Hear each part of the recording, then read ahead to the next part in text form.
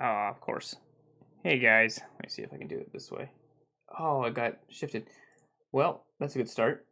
So this is gonna be the first developer stream for Site 37.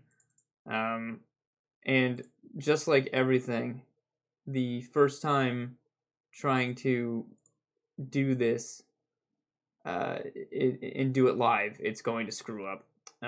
Initially, I had actually done this, tested it all, and everything was nice and wonderful. But of course, we can't have that. Let's do this real quick. So let me get this a little bit working better. There we go. Well, yeah, it's fine. So, I have an agenda for today.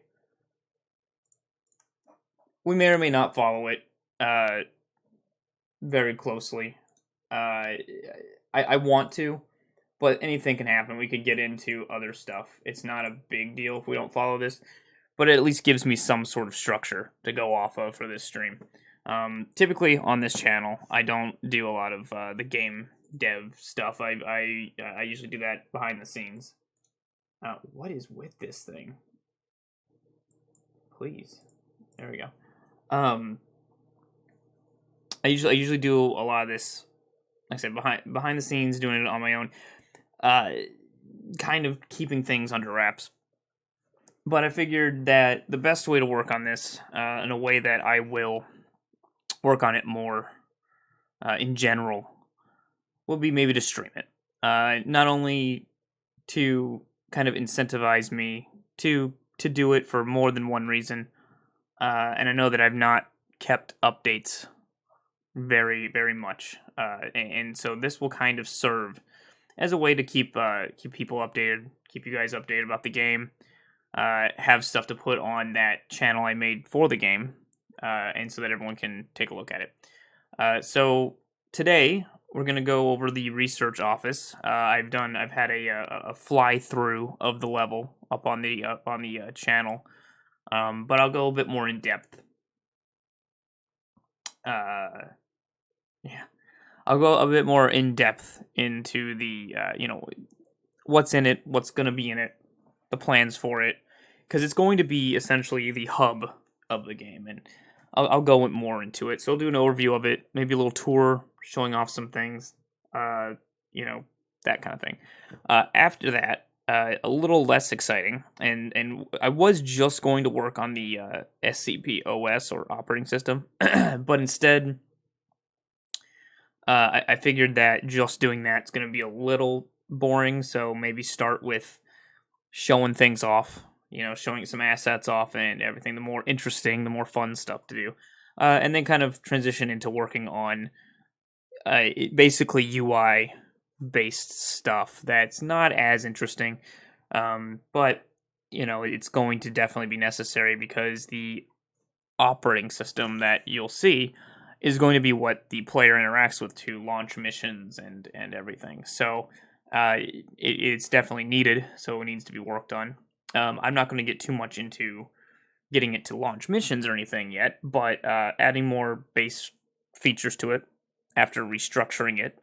The way I have it structured now, I haven't done a whole lot with it, so which is good because I already don't really like how it was set up. So I'm going to change it a bit, and then maybe add some base OS features, like some fake stuff, like maybe even a pretend command prompt that could tie into Easter eggs or even launching software on that computer in the research office, along with, to make it feel more authentic to an actual computer, and then just other behind the scenes stuff that you would see on an operating system. And then I might also get into adding some backbone stuff for the database, which again is where you're going to find the objects to look up and do research on. And while doing this, I'll go into more like what the purpose of this is and everything as I'm in the engine. And speaking of, let's go ahead and just get into the engine right now. Let me minimize this. So in Unreal Engine 4. In the research room again, I've shown a fly through of this room, and various screenshots of not only the room but some assets in it. If we actually go ahead and hit play and go into it, you know what? Actually, let me put it in its own window. It's a little bit nicer to look at in its own window in a proper resolution here. Here we go. So, like I said, you guys have likely seen this in screenshots and everything. Oh, doesn't look like the textures are fully loaded in for some of the boxes. That's great. There's been a few issues, and I don't know if I have to rebuild the game from the ground up because my other projects aren't doing this, and I don't know if it's because I've I've kept the engine updated and moved the game a couple times to newer versions of the engine, and I don't know if at some point we lost something along the way. But as you can see, and I'll just exit out of this. Well, so they're showing up here, the textures, so I'm not really sure why. Yeah, see, there's some goofy stuff going on, so there might be a restructuring that I need to do, and I'll probably do that off stream because that's not that interesting. But I would have to, yeah, see, and then we got this issue where they're not showing up, so we'll have to figure that out. But anyway, it's still, obviously it's in development, so it's not that big a deal right now. We can still get some of the base stuff into the game. So you'll essentially be kind of locked into this office. I won't say throughout most of the game, but throughout parts of the game. I've added detail so you can see there's other offices going on. A painting that a friend of mine, KTD, who's working on this, she actually painted that in real life, so I grabbed it and shoved it in the game. A lot of these, well, all the models and textures are made from the ground up. Nothing here is, part of Unreal Engine as it comes. Nothing is, bought off the asset store or anything like that. So it does take some time to get it all going in the game.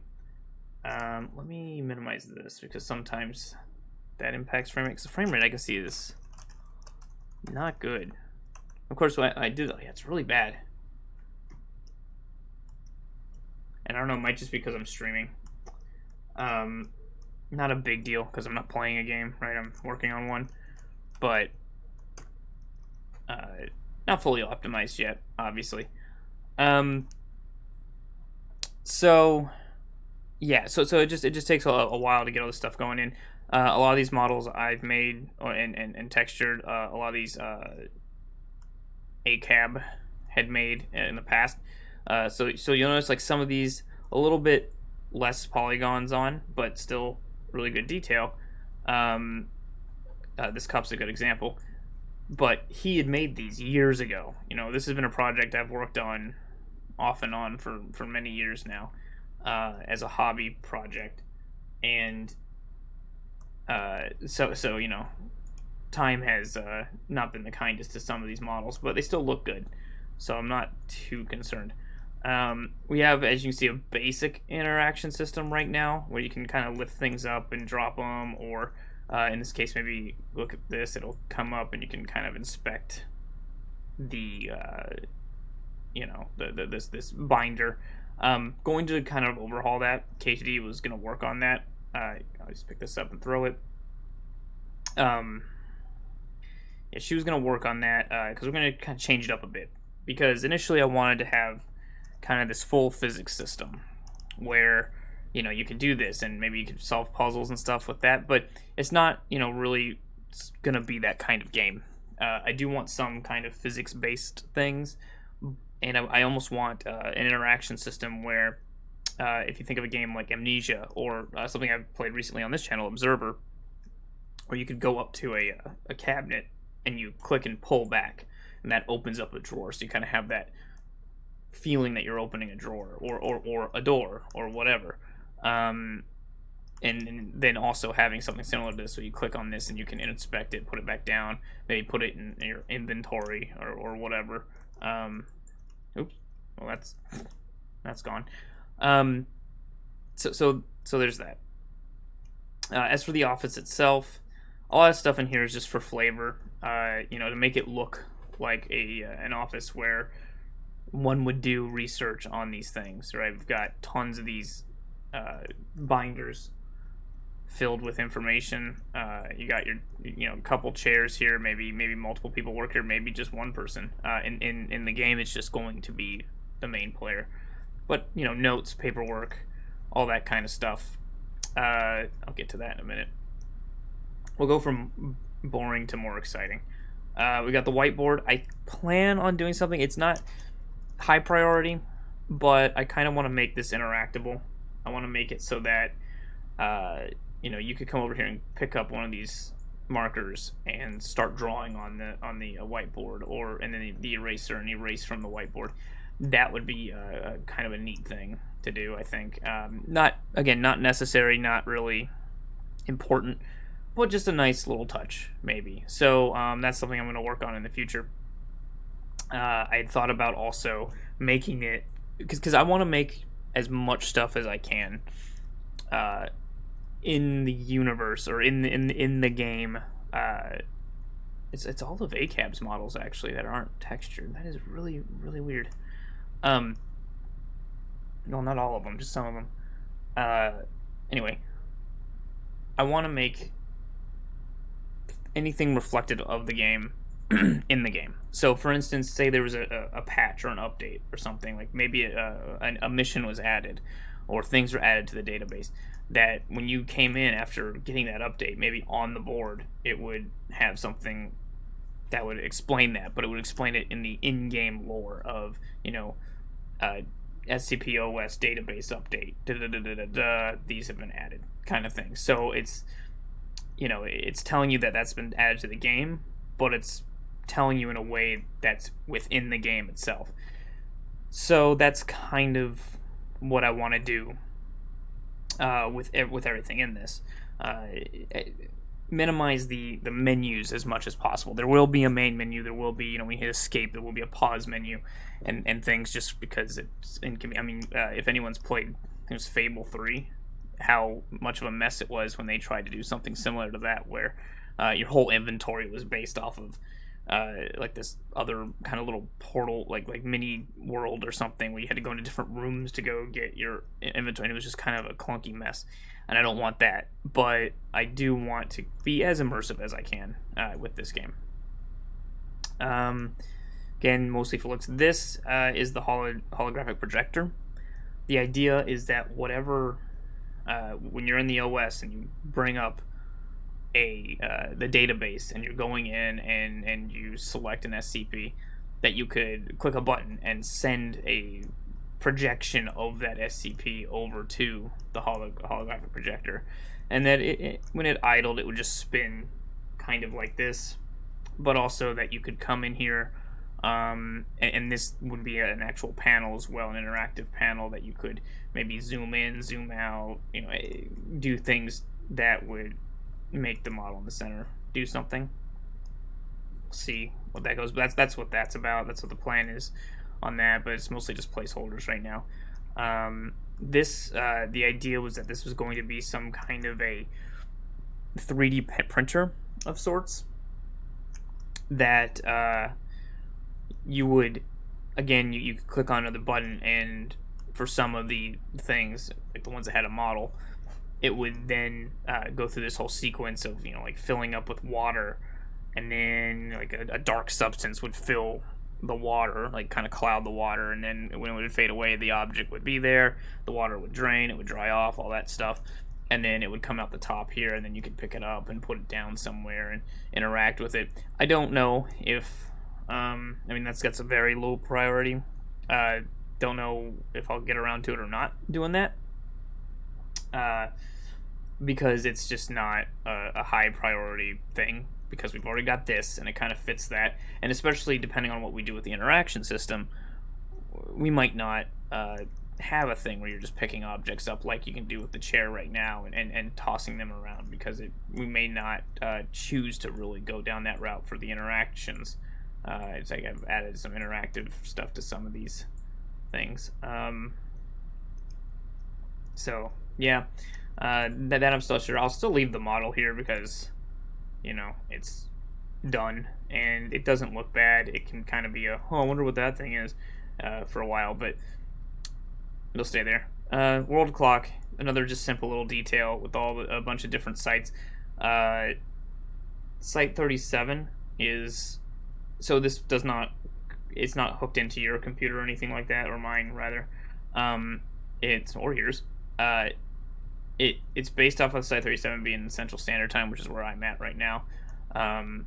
It doesn't update or anything for daylight savings time, but and then all these other sites in relation to it. Again, this is not really anything official or anything like that. This was just kind of another little flavor, but they will tell proper time. It is 1:28 p.m. right now, and every minute in game it will continue to update. So again, just another little kind of detail, and that's what I'm trying to go for. I'm trying to go for a lot of, yeah, see, they all just updated. Go for a bunch of details and things, even down to having like little cables plugged into the computers and stuff. And again, like I said earlier, we had an agenda, but I might actually switch over to another level to kind of show off again more detail that isn't necessarily going to be full front in the game, but is going to be used to enhance this. That poster's a temporary thing that I threw together using some of the concept art that ACAB made. I'll probably change that, whatever that poster's going to be. Just wanted to make things, because that wall was completely blank.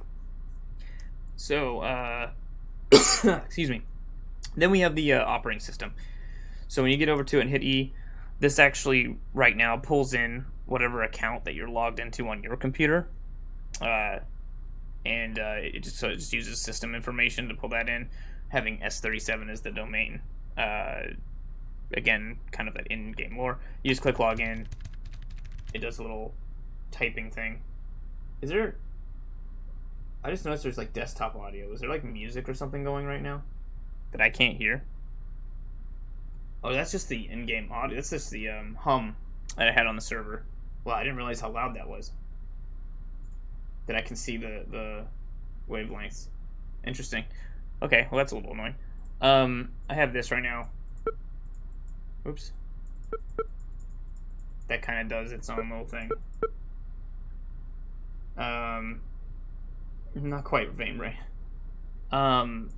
So that's pretty much all I've got with the operating system right now, is just some kind of like little volume slider that's a little wonky that I was screwing with. And you can come off of that. But the idea is you would come in here, there'll be like little icons on the desktop. One will be the database that you would double click on, it pulls up, and you're good to go. So let's get out of this. Oops. And pull this up. So you know what, let's jump over to another level real quick before we screw around on the, and if anyone ever has any actual questions, that's what these are for as well, for me to answer questions about the game and the development and anything. I mean, whatever. So just whatever, if you let me know. So let me open up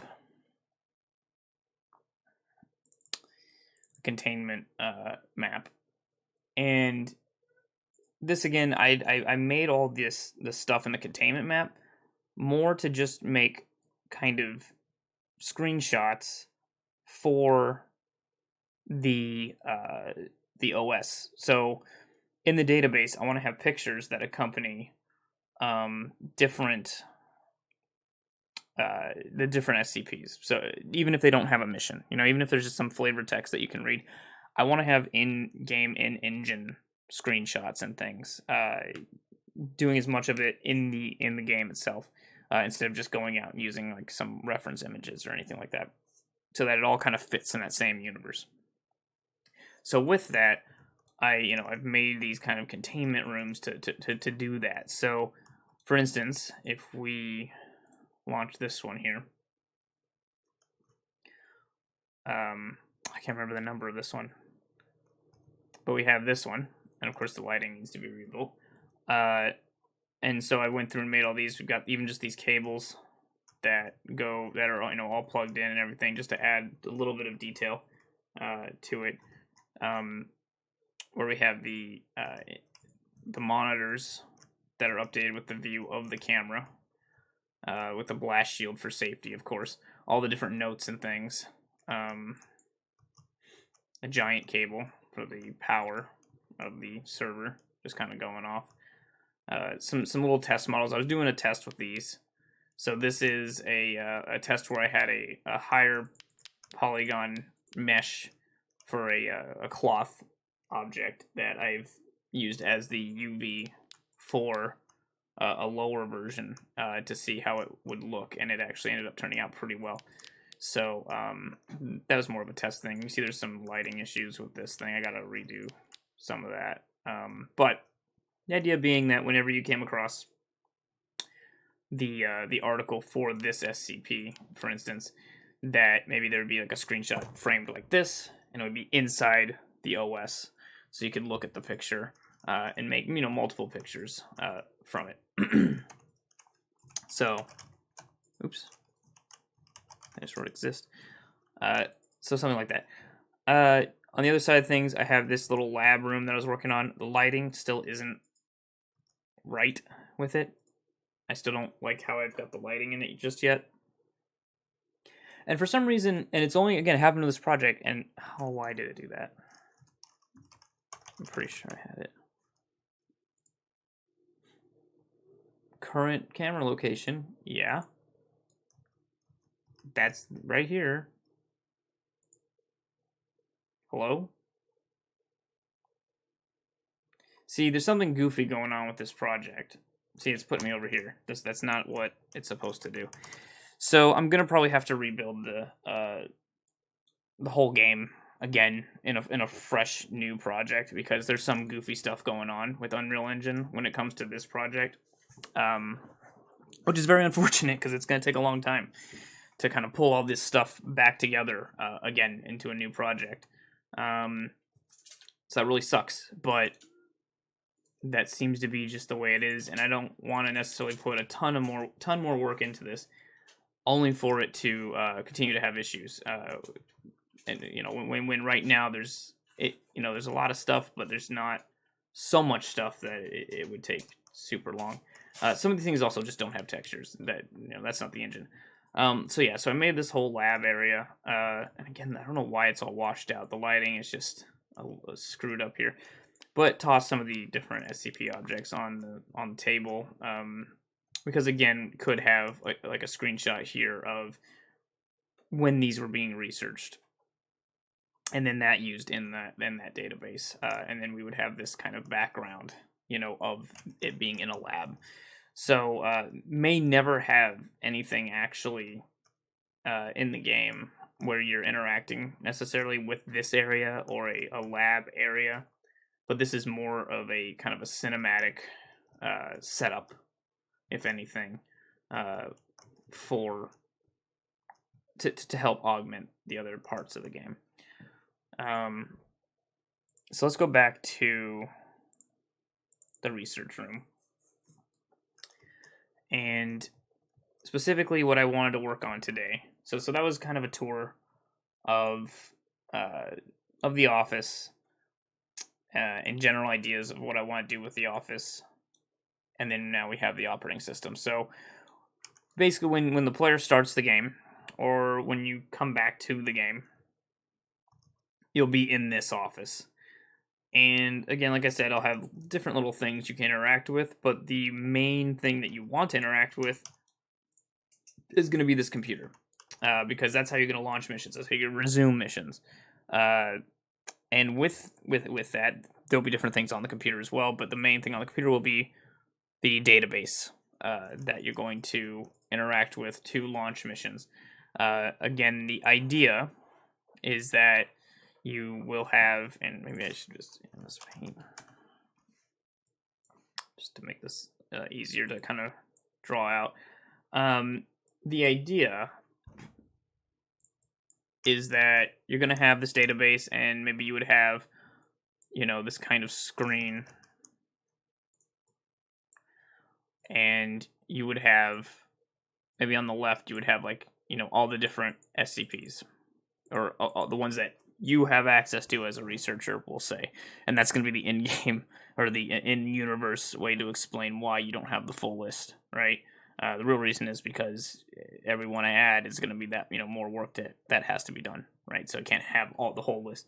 So then when you click on one of these, maybe you would have some very rudimentary information, depending on what it is, because the whole point of the game is you are a researcher. So if all the research was done for these things, why would they give you? You don't need access to it. So maybe it'd be supplementary. Maybe you would get access to some of them, because not everything I'm going to add to this might necessarily have a whole mission tied to it, such as like the skeleton key. Not that much exciting things about it. It's a key that can open a bunch of doors or all the doors, and anything locked. But it doesn't, what mission is going to be based around that, other than retrieving it, maybe. But then the mission's not really about the object. So some of these things might just simply be kind of flavor text. But the idea is that you maybe have an image of the object over here if it's been contained, or if there's been something. So say we have an object that hasn't been contained. Well, maybe this would be an image of like someone's picture of it, that was that interacted with the object, and then the Foundation found that out, or security footage, or something. We would have a picture here of the thing, obviously what it was called, the designation of it, and what little information would be here about it. Now, initially I was going to pull in the information from the wiki, and then I was going to have something like either lead researcher or something that would give credit to the person who wrote it, of course, but do so in an in-game, in-universe kind of way. So in this case, it'd be like researcher, blah blah blah, whoever made it, research code name, kind of, because usually it's usernames, right? So I thought about that initially, and I still will probably do that, just because the idea was made by somebody else. So maybe initial research done by Blunt or whatever. Actually, this would probably be captions. It'd probably be written somewhere over here or something. But it's not going to be. I think that the longer I think about this, the longer I look at this, it's not going to be the full article. It's going to, because you're kind of writing the article, or at least writing the preliminary research for the article as the player, or as the in-game character.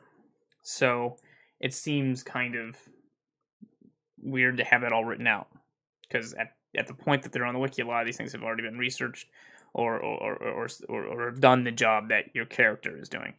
So the other idea I had is that when you're doing these missions, the missions are going to have auto saves. I'm not going to have quick saving, or even necessarily hard saving, but there'll be auto saves whenever there's significant progress made in a mission. And as you're doing that, behind the scenes, the game is keeping track of what you've done, and will update the entry, in the database for the character. And then what it can also do is then use the in-game time to do that. Yeah, no professional saving. And the reason for that is a lot of these, the nature of the whole SCP thing, a lot of it is horror based, or at least a lot of the more interesting ones, or the things that make the game. A lot of the games that you see out there for this they really focus on the horror based objects. So not really that much different here in that sense. And I feel that being able to save at will in a horror game will really diminish the horror aspect of a horror game. Because if I can just quick save my way through, save scum my way through a horror game, then I'm a lot less scared than if I know that I die. I don't know how much progress I'm going to lose. It seems that there's more permanence to your death in a way in a game like that. So that being said, there is an in-game, in-universe kind of idea that you are the researcher. You're not whoever's in these missions. So, for instance, the first mission I'm working on, you're going into abandoned school and you're going to interact with SCP 106. Speaking of, I was messing around with this the other day. Oops. It's not it's not fully realized yet, as you can see, but I took the ACAB's model for the head, and I tried to see what it would look like with the kind of the holographic kind of filter, and it's horrid right now because the transparencies and things don't really lend it very well. So I'm gonna have to probably go back and I might have to alter the model and make a separate model for the holographic projector, because right now it doesn't look it looks a little crusty right now. So might have to fix that. We'll definitely have to fix that. But anyway, the idea being you're gonna interact with him. Well, as you interact with him, or as things kind of the story unfolds, as you're playing, I'm sorry, you're interacting obviously with the player. The researcher isn't, though. The main character of this game is the researcher. So when you're in a mission, when you're in that abandoned school, in reality, you're actually the researcher sitting at his computer watching a video file, or looking at a simulation based off of stories of interactions with an object. So, and that's your job for the Foundation, is to do research on these things. So the idea is that you're sitting there with the video up as it's playing, maybe pausing it from time to time and making notes about the the SCP or the footage that you're watching. So that's kind of the idea I had, is that as you're actually playing the game, as you are actually interacting inside these missions, the researcher is actually taking notes. And when you come back out of it, you'll notice that this whole article has now been filled out. So you'll see more things about the SCP itself would be filled out because you've now interacted with it, or rather, the researcher has now watched the video of the thing and goes, "Oh, okay, it does this, or it does that, or it looks like this, it looks like that." Same thing with the evidence log that would probably be underneath it. Could be time stamped in a sense that if we know that the video starts at midnight for the person who recorded it, in this case, the main character of the mission for 106 is an urban explorer that has kind of like a GoPro kind of camera on his strapped to his forehead. So that way you're kind of looking through his eyes in a way, right? But the researcher's watching that video that was recorded when he had the encounter with 106. So he would know, okay, well, we know that this video, when he started, there's a clock in the car that he drives up in, and the clock says 12:04 a.m.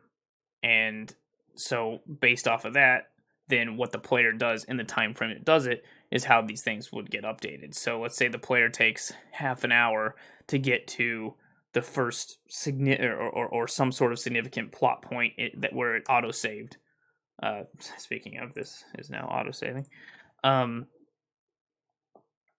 Then that would show up. That would show up as 12:34 in this log now in the computer of that thing happening. So that way, trying to keep it again more immersive, and it also will kind of explain in game when you have, let's say the game crashes, or you have to go do something, you have to quit playing for the time being, or you died and you're frustrated with it, you don't want to play it for right now because SCP 106 got you, and you're like, oh, I can't handle this right now. Whatever the reason is, you leave the mission. Well, this will still be written out up to the point where you got to, and the save system will know where you were. So the next time you come into the game, you'll be in the office, but you can pull up 106 here, and there'll be a resume work, or resume writing, resume article, resume research, whatever kind of button, either button or like maybe a hyperlink kind of looking thing underneath the last notes. And when you do that, it'll take you to that auto save, and you continue on through that mission. And then again, the immersive way that we've explained that is, the researcher stopped looking at that video at the time, went to go do something, whatever the case may be, came back to it, and now he's back writing again. Well, he's not going to start over again, right? Because he's already written all this other stuff, so he's going to start where he left off.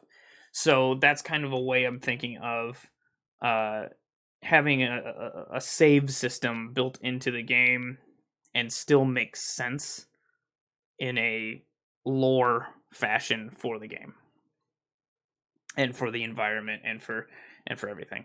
So that's kind of the idea. So that's the basis of what we have to kind of work with when we're gonna make this application on this computer. So if we go to the SCP OS, the actual widget for that is this. And what I don't like about it, okay, what my computer doesn't like right now, my video card's not liking it, is that, so what I had right now is when you first see it, it actually has these elements faded out. So you can see it's kind of fading in up top, and it tells it in this graph when you log in. So when you log into the PC, when you click on that login button, it goes through, it does this little loop so that it makes it look like, and there's a delay for when these things are typed in to make it seem more like someone's typing it in. Then there's a password string, which is really nothing. It starts with nothing, but it's just a bunch of asterisks that it adds to it to make it look like a password's being typed in. Sounds then play these. I recorded a bunch of keyboard sounds of me just actually hitting my keyboard or hitting keys on my keyboard, and then those play to make it sound like someone's typing. Right, pretty simple. But then it plays this animation. It fades out those login elements after the password's been entered, and it fades in the main operating system stuff things. Why is this all shifted weird? So the reason I don't like this is because now every time I want to add to this operating system, any icons I want to add, anything that I want to add at all, now I have to go in to here, or I'm sorry, into here to this animation and add those things to it. And then that gets kind of messy. So I'd rather it just fade in an entire thing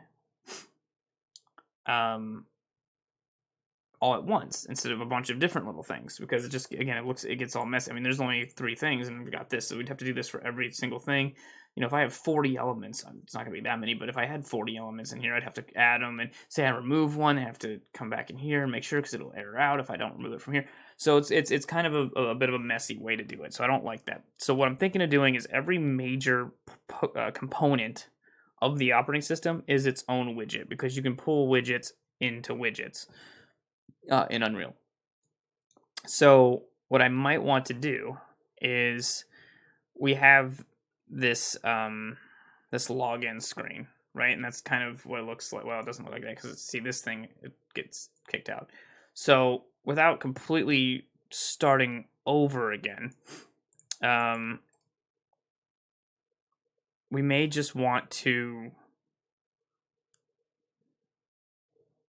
let's duplicate this widget here.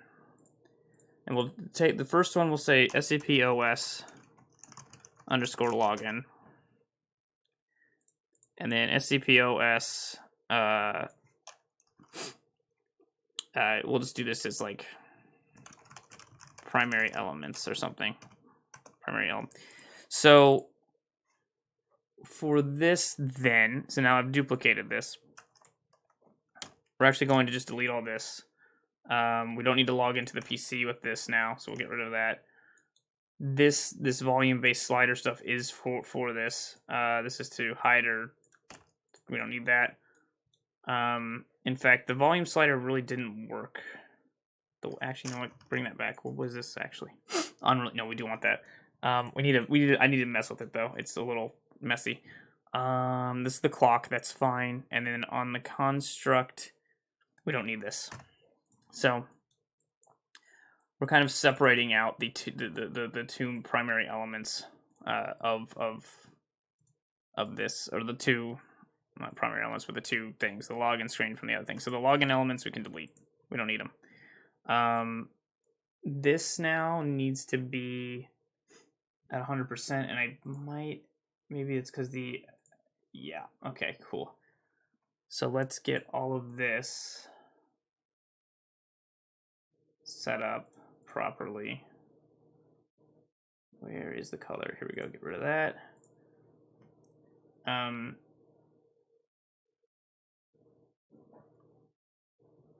And the volume slider's fine. The sound buttons also, the color, we'll get rid of that. Okay, so I think this is different, so we'll leave that alone. So that's fine. And these are not final art, by the way. Anything you see here is going to be work in progress, and also anything. I probably should have said this to start with, but anything that is built into the game, or not, sorry, anything that I'm going to go over, there's potential spoilers for the game. So if you really don't want to be spoiled about the story or, you know, what to expect with this, probably not a good idea to watch these. But I figured that you guys would know that going into this. Since it's a development stream, I'm going to be showing development of the game. So keep that in mind. It's a disclaimer that this one, not going to be so many spoilers. I'm just kind of going over kind of what you're going to experience right away in the game. So it's not, and just general ideas that are subject to change. I'm not going into the mission stuff today. I'm not going to open up that map that I've been working on at all right now. So should be okay today. But again, just a disclaimer. But another disclaimer: everything's work in progress. Right? This is not there is no build yet. You know, you want to talk about pre-alpha. This is pre-alpha. Right? There is no real gameplay at this moment. You can walk around an office. You can walk around the level for the first mission a little bit. You can walk around. You know, these little things. There's a little bit of the interactive system, the flashlight, you know, all that kind of stuff, but there's not real gameplay yet. So it's all very much work in progress. So this may not be the final form of this. So anyway, that being said, we have all that. So that's for the primary elements now. Okay, cool. It didn't error out. This one error out? No. Okay. So it doesn't. So I've deleted the right stuff.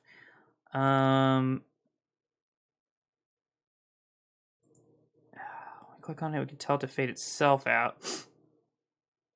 No, we're gonna mess with that in the primary elements, because the login screen is actually going to be a secondary thing. The primary, this is going to be the thing that everything connects to. This primary elements one. So in fact, let's put the login into the sub widgets.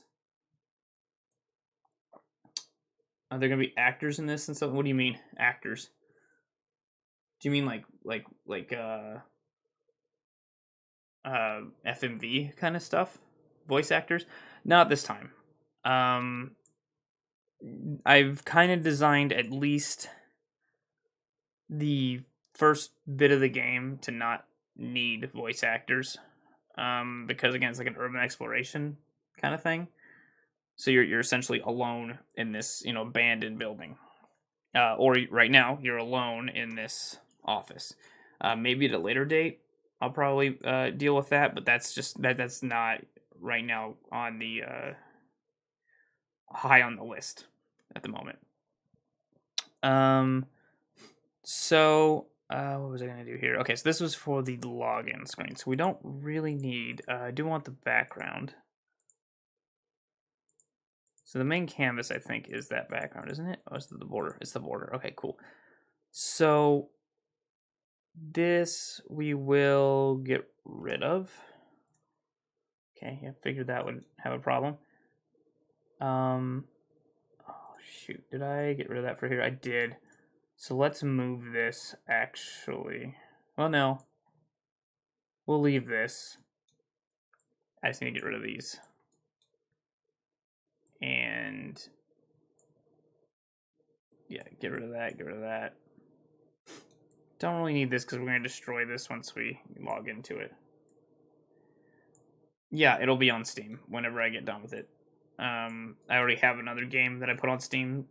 Part of the reason I did that is to get familiar with that whole system.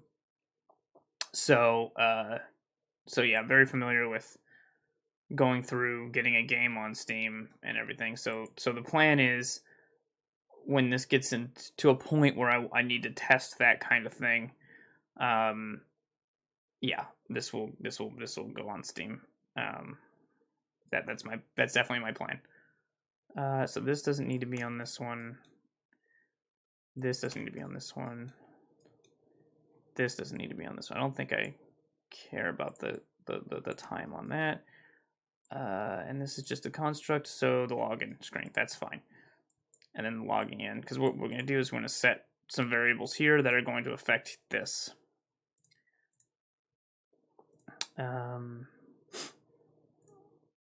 Okay. That's fine. So, now that we've kind of gutted this a bit, it's not going to be the same at the moment. So, what we need to do, is this part of the computer? It is, okay. If we go with the computer with the OS, what we need to do actually, Jesus, what did I do here? Holy crap. We need to change this OS widget into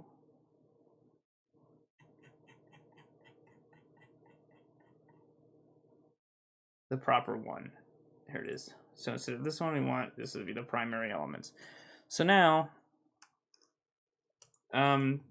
no, not initially. There's definitely not going to be any kind of multiplayer initially. Maybe at some point there'll be need for a game mode for multiplayer, but at this time, it's a single player game. Because adding multiplayer to it is just a whole other can of worms to worry about with net code and everything. So anyway, this will do this, but now you can notice not really anything you can interact with at the moment, but it's just primary screen that we had before, right? Because that's what we've told it to do now. Let me get out of this. Okay. So what we want to tell it now is with this primary elements, we want to actually drop in. So this is the main OS.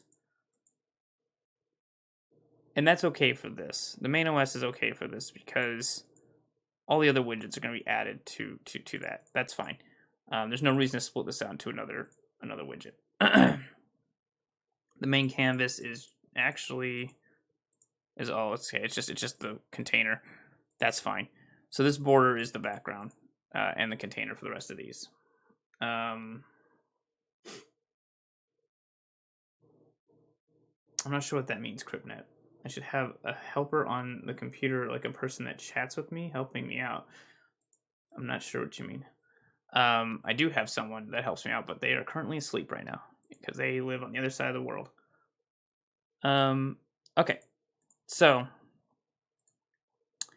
we can add a widget to this for the login. So I think it'll just show up, yeah. So we'll just dump this. I think I just want to dump it into the main canvas. And if we put it up here, great, it's doing that. That's wonderful. So we want this to be, it's a 1920 by 1080. Oops, 1080, not 180, kind of thing. Okay, cool. What do we need to put? Oh, that's right. In this, it's underneath. So we have the login screen right here. The thing is, it's its own element, right? So we're not going to be able to interact with it right here. An SCP Clippy, yeah, a little Clippy thing. Oh yeah, you're talking about Clippy. Yeah, maybe I should. Oh, you're talking about in the game. I thought you meant like on my actual computer. I could have something kind of goofy like that, like Clippy from like when what was that? Was that Windows Vista? When was Clippy?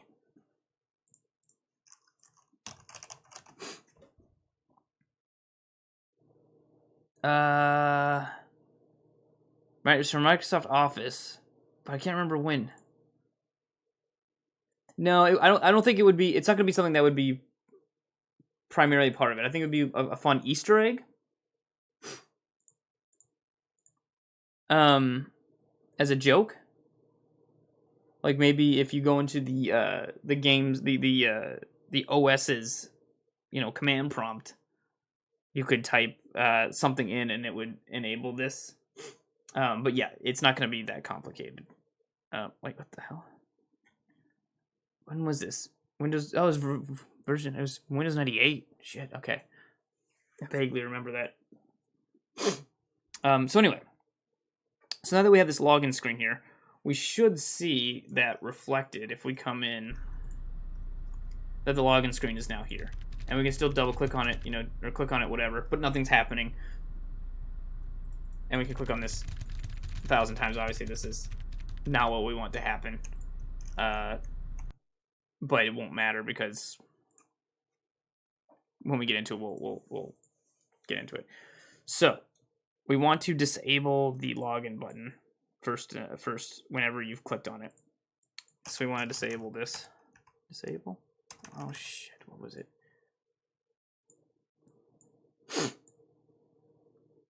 It should be a disable. Active. Set active. I bet that's what it is. Really? Go to UI only now. Widget. I had this do this already, so I know there's a thing for it, but now I can't remember what the hell it is.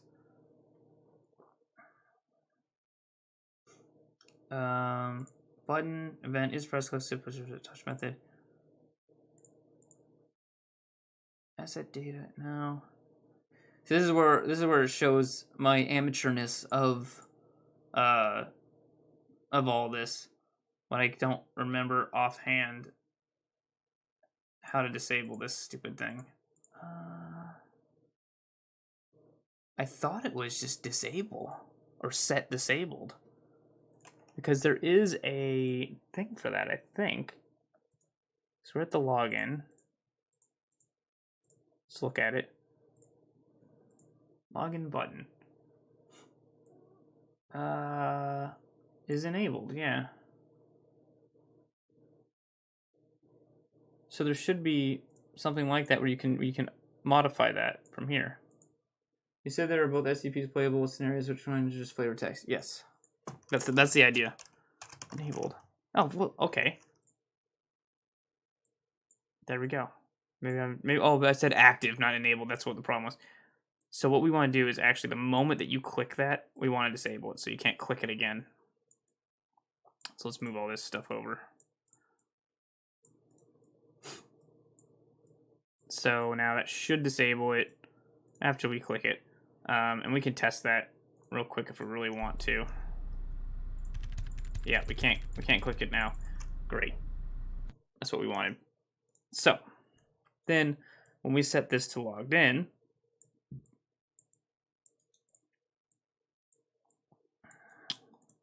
I don't even know that we need to do that. Actually, that might have been see, like a lot of these things are, we don't need these at public anymore. Huh, won't let me turn those off. Sorry if I'm a little sniffly, by the way. So you update the SCP logs by playing through them, right? But how do you update the flavor text ones? They're all going to be completed, yeah. So if they're just flavor text, I have played Prey a little bit. If they're just flavor text, then it's just going to be stuff that you can look at. So it'll already be set, right? Because you can assume like someone else already did the research, and you just for whatever reason you have access to those. So I'll probably have two separate sections for those things. So like the top section will be for things that the player can play for what's your job, and then underneath that to have like a finished queue, like where other researchers in the game have already finished, and that stuff is you can click through, like say the skeleton key. I keep using that as an example, but let's say the skeleton key. Another researcher already went through and did the research, but at this time, for whatever reason, you have access to it, so you can read over it, that kind of thing. So, but I'll try to keep it separated so that the player doesn't get confused on what they can and can't play, and even have something maybe that indicates that they're done with a mission. But I also want to make it so you could replay a mission if you want to. So, like, when you finish, there could be a little button that says "Review Video Evidence," but that won't change the text. Once you've done it the first time, the text is set, it's done. The replay is just so if someone wants to replay a mission, they can. And the way you kind of explain it in the world is that they're just reviewing the video again. So, just watching it again instead of actually taking notes while they're doing it. So, anyway, we've disabled that button. Once we've clicked it, we've set this to logged in. Now, that doesn't matter, though. I don't think we need this variable. We don't need the clock string variable. Is it in use? Where is it in use? Where is this in use? This clock string is not in use at all. Why does it think it's in use? It is not in use. Yes, delete it. And it'll compile just fine because it wasn't in use. Oh, thank you. Thank you, butt fartum, for $1. Let me see if there's a message. I didn't have that over here.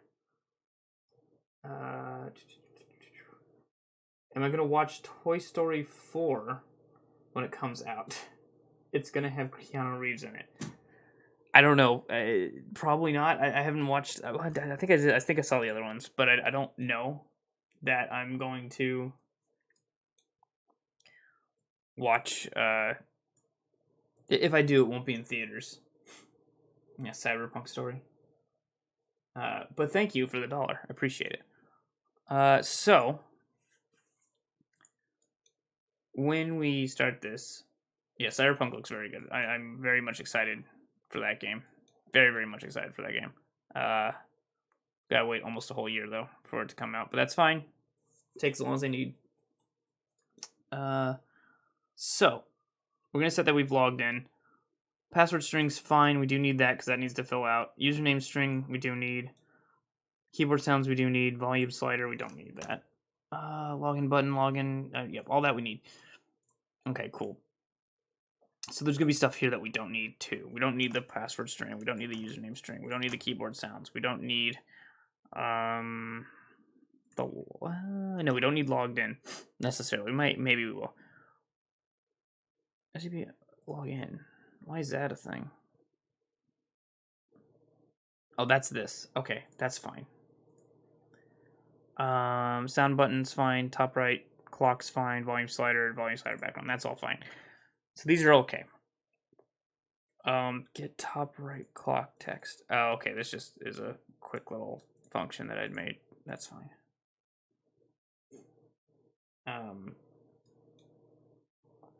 So what we want to do is tell this that, once we've clicked this thing, we've logged in, we want it to communicate to this widget, hey, we're logged in, so you can get rid of me. So to do that, we're going to need to set, either we can do it on a tick, or we could just actually do it with a custom event. I think that's what I'm going to do. So I'm going to make a custom event just called logged in. And when we log in, when that's triggered, we don't really necessarily have to set a variable or anything like that, because once it's done, and I don't really mind that if you leave the game and come back, you're now logged out again, because we would assume that either it automatically locked itself when the researcher walked away, or there's this top beyond top secret stuff with SCP. There's gonna be a computer startup. Doesn't necessarily have to be. The computer could just already be on. Maybe I'll put a thing in. See, some of the stuff that we're doing now is the functionality of this. Maybe I'll do a restart thing, but I don't know that it's necessary right now. I don't know that that's a bit that important to mess with, but maybe we'll, just for flavor. May not hurt, I suppose. But right now I'm just gonna focus on the stuff that's when you're already on the computer. But let's say, so you've logged into the computer. We want to now actually play an animation. So the animation we're going to make is to just fade this out. So if we do let's just add fade out login screen. Okay. Do we not want to add it? Oh, does it not want to add that? Oh no, I just didn't click it. Okay. There we go. Cool. And yep, we want this. And all we want to do with this is change the, not visibility, because that's just going to be on or off. We want to do the opacity. And let's say over, half a, maybe just a quarter of a second. We want to go from 1 to 0. So it's just going to do that. And that kind of fade, we want to take a little bit longer than that. Maybe half a second. There we go. So that's just going to fade that out. It's not going to do, it shouldn't be shifting like that, but maybe it will. But then it's going to make these automatically fade in. So we're not doing, so already just by doing this, we've kind of removed the unnecessary step that we had before of making this fade in and the other elements fade out. And now we've just got this one whole big thing. So now no matter what we add to this login side, we can add all sorts of stuff to this. Now it's all going to be controlled by one thing, and we don't have to touch it again. So that was kind of what I meant earlier with, I wasn't really happy with the direction that I had started with. And when I had first made this widget, this is the first time, and this is a while ago, that I had messed with the widgets in Unreal Engine. Since then, I've worked on other projects, and I've gotten a little bit more comfortable and familiar with the whole system. So it's, I've kind of learned from it. I'd hope I have. And so that's why I've come in and try to make this a little bit nicer. So when we've logged in, we want to play that animation now. So we're going to pull this out, and we're going to play that animation. And that's pretty much it. Because after that animation plays, we don't really need this login screen. Can we destroy this? Kill it? No. Okay. It shouldn't mess with our interactivity, but we'll see. We'll see what it does. Hello? Okay, I'm stuck somewhere. I have no idea. Where did it put me? Why did it put me down here? See, this is what I mean. I might have to rebuild this in the engine again, because this is doing really goofy things. Okay, so we have this. We log in. Oh, we didn't tell it to fire off. Oops, don't do that. Yeah, that would help. It's not going to do anything if we don't tell it to fire this off.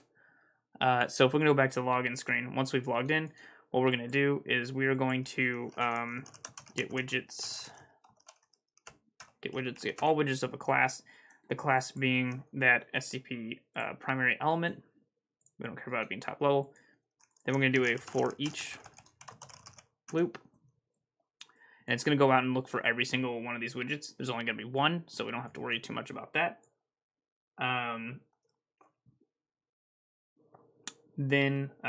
Thank you, CryptNet, for the $9. Thank you, appreciate it. Can't wait till the game comes out. What is the lore of the game? So a lot of the stuff actually, and I'll go over it. It's just fine. But what might help is if you go to site-37.com, it details like all the stuff about the game. It has the background of the game. So again, you're a researcher in Site-37. You're going through, you're archiving all sorts of stuff. So you're going through your job for the Foundation is, you've been tasked with, here's a list of SCPs that you have access to. We want you to review evidence that has been collected on these SCPs, be it and the evidence is going to be interactive, like gameplay stuff. So, but the evidence may be a video. Well, the player's not going to sit there and watch a video. So, but you'll play through the events of the video. So, for instance, again, like I was explaining a little earlier, when you go to when you're doing the mission for 106, that takes place in an abandoned building, an abandoned school.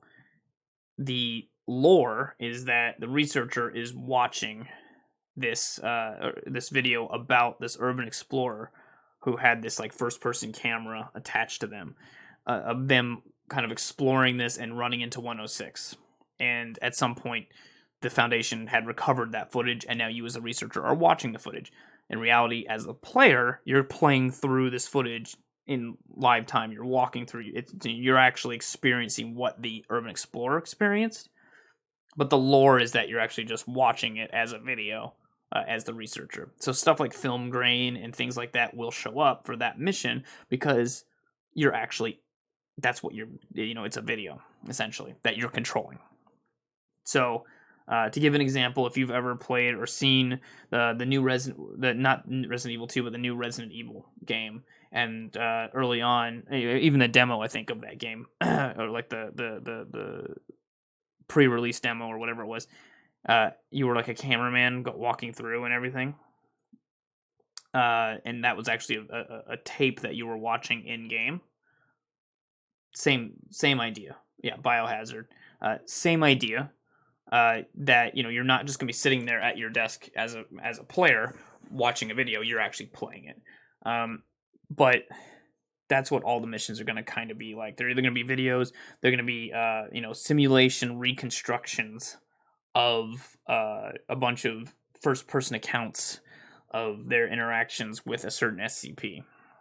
They might be surveillance footage kind of things. From other sites, or surveillance footage of other things. I mean, the thing with it that's kind of nice, I think, about this kind of idea is that each SCP can have its own mission. It will, but have its own kind of gameplay depending on what it is. So 106 is going to be kind of like a survivor horror type game, or type sub game, I guess. Whereas you could have a mission that maybe I can't remember the number of it, but there's like a zombie one, right? Like a zombie virus one. So that one could be a more action based type mission. So it's less horror and more that you're seeing you're experience. You're watching the body or the helmet camera, of an agent that like a full tactical gear agent. He's out there and killing zombies. And so, as a player, you're doing that. So, depending on what the mission is, or depending on what the SCP is, or what the backstory is, could be a completely different type of gameplay than another one. One's survivor horror, one's action horror kind of stuff. Some might not even be horror. Some might just be like a puzzle game. So, if you've ever played The Room, where you're trying to get through like a puzzle box kind of thing, that could very well be one. Or an escape room kind of mission where you're stuck inside of an SCP and you have to escape from it in some way, or something along those lines. So each of them can have different gameplay elements depending on what the SCP is and what would fit that SCP. But ultimately, the lore is that you're just going through evidence as a researcher. And so that way missions can be added at later dates. So I could potentially just finish the first mission of this game, or maybe first one or two missions, and start putting it out and people play it. And then as people are playing it, I can be working on the next missions. And then I could do content patches that come out and say, okay, next mission has been added. You'll find it on the computer, or all these other bug fixes and stuff like that. So that's what's nice about it, is that it potentially, it's expandable.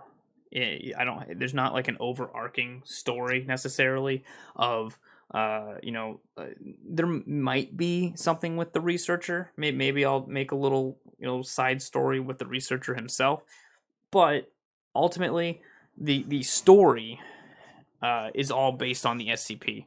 So I wanted to focus more. So if you have a game like Containment Breach, for instance, which is all good and all, but it doesn't really focus on any SCP necessarily. It kind of throws you in with a bunch of them at once.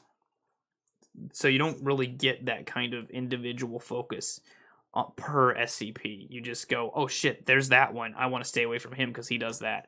Oh shit, there's that one. I need to do this because he does that. You want to stay away from him, but you don't really get this kind of developed story with them. So that's kind of the direction I'm going. Is you have a whole mission dedicated to just this SCP. And so you kind of tell this story of somebody that's interacted with this SCP, and you get a little bit more in depth with what that SCP does, and kind of experience more of that world. So that's kind of what I'm going for here, is more emphasis on telling a story around an SCP rather than all of them at once, or a containment breach, or any of that. Just focusing on one SCP at a time. If you want to, one thing that I've said before, in fact, did I have it here? Or I might have it on FAQ. So there's a frequently asked questions. What will the gameplay be like? And I think I've explained it somewhere on here. I think I did right here. If you've ever watched Tales from the Crypt or Twilight Zone, any of those kinds of things,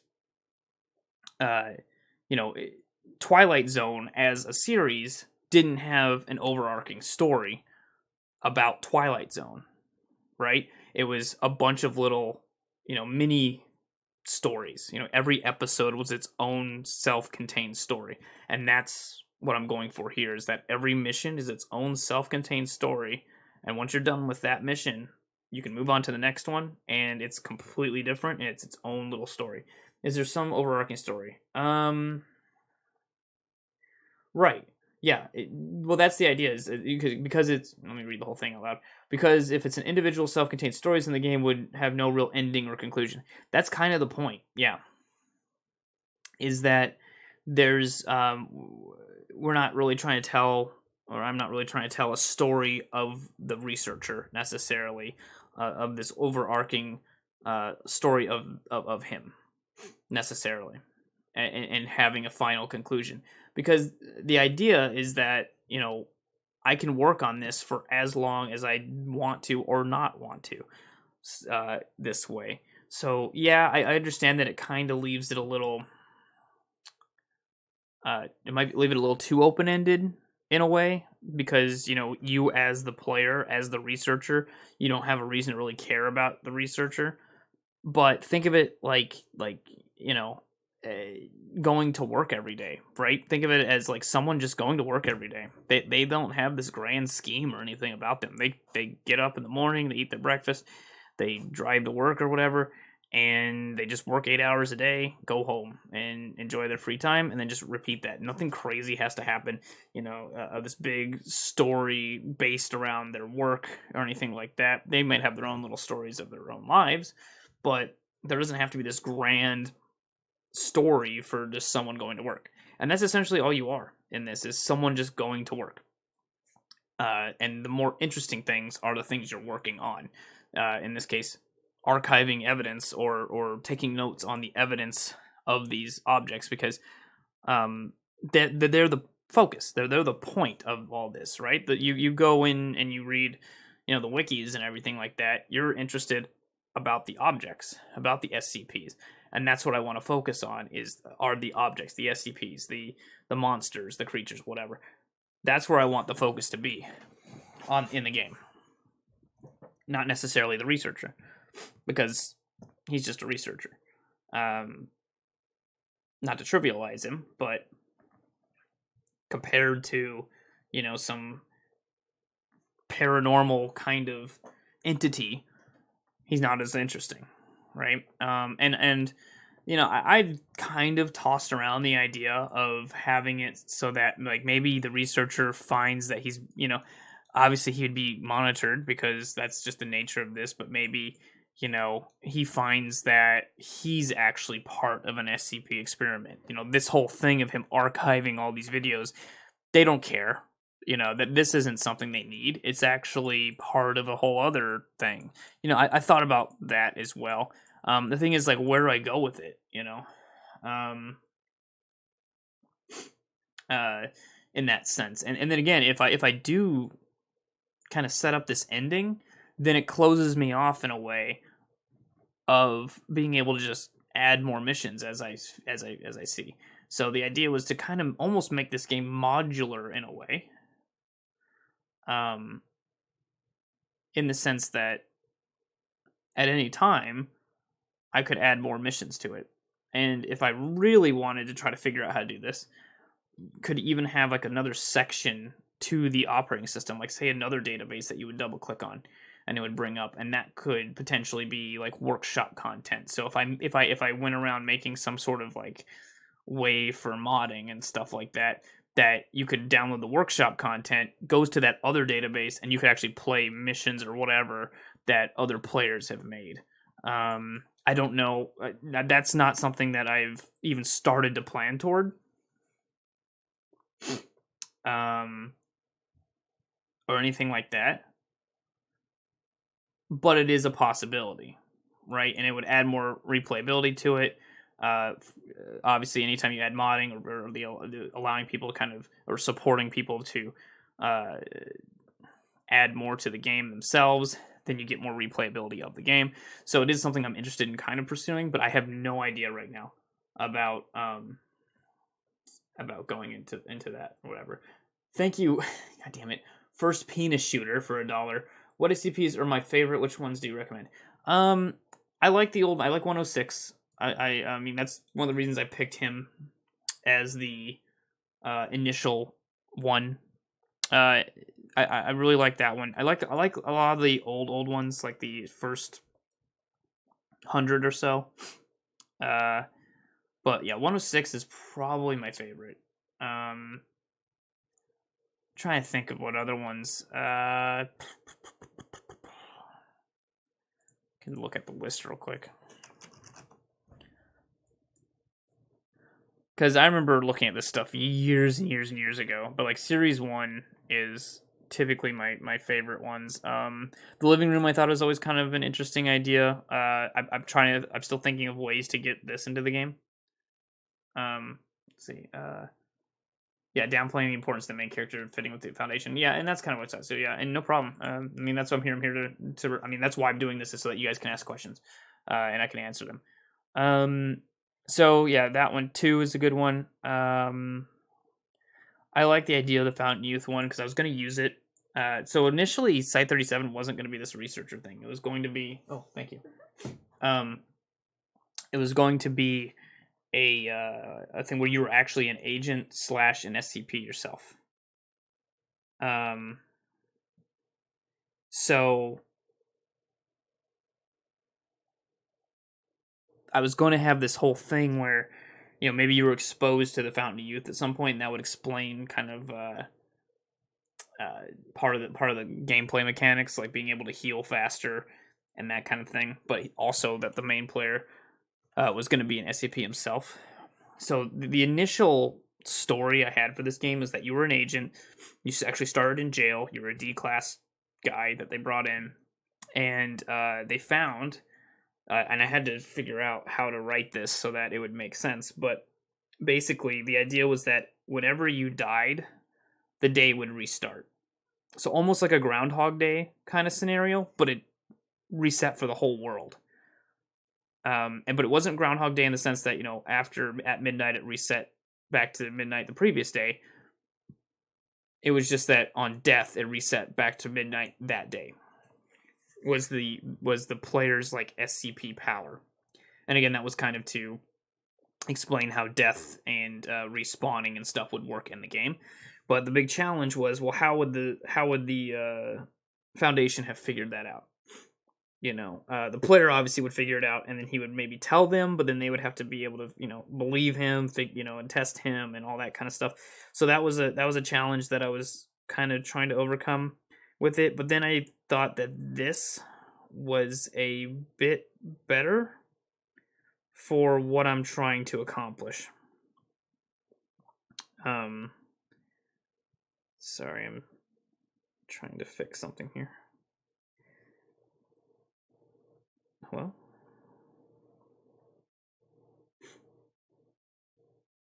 Okay, that should be it. So that's what I was trying to accomplish with this, was that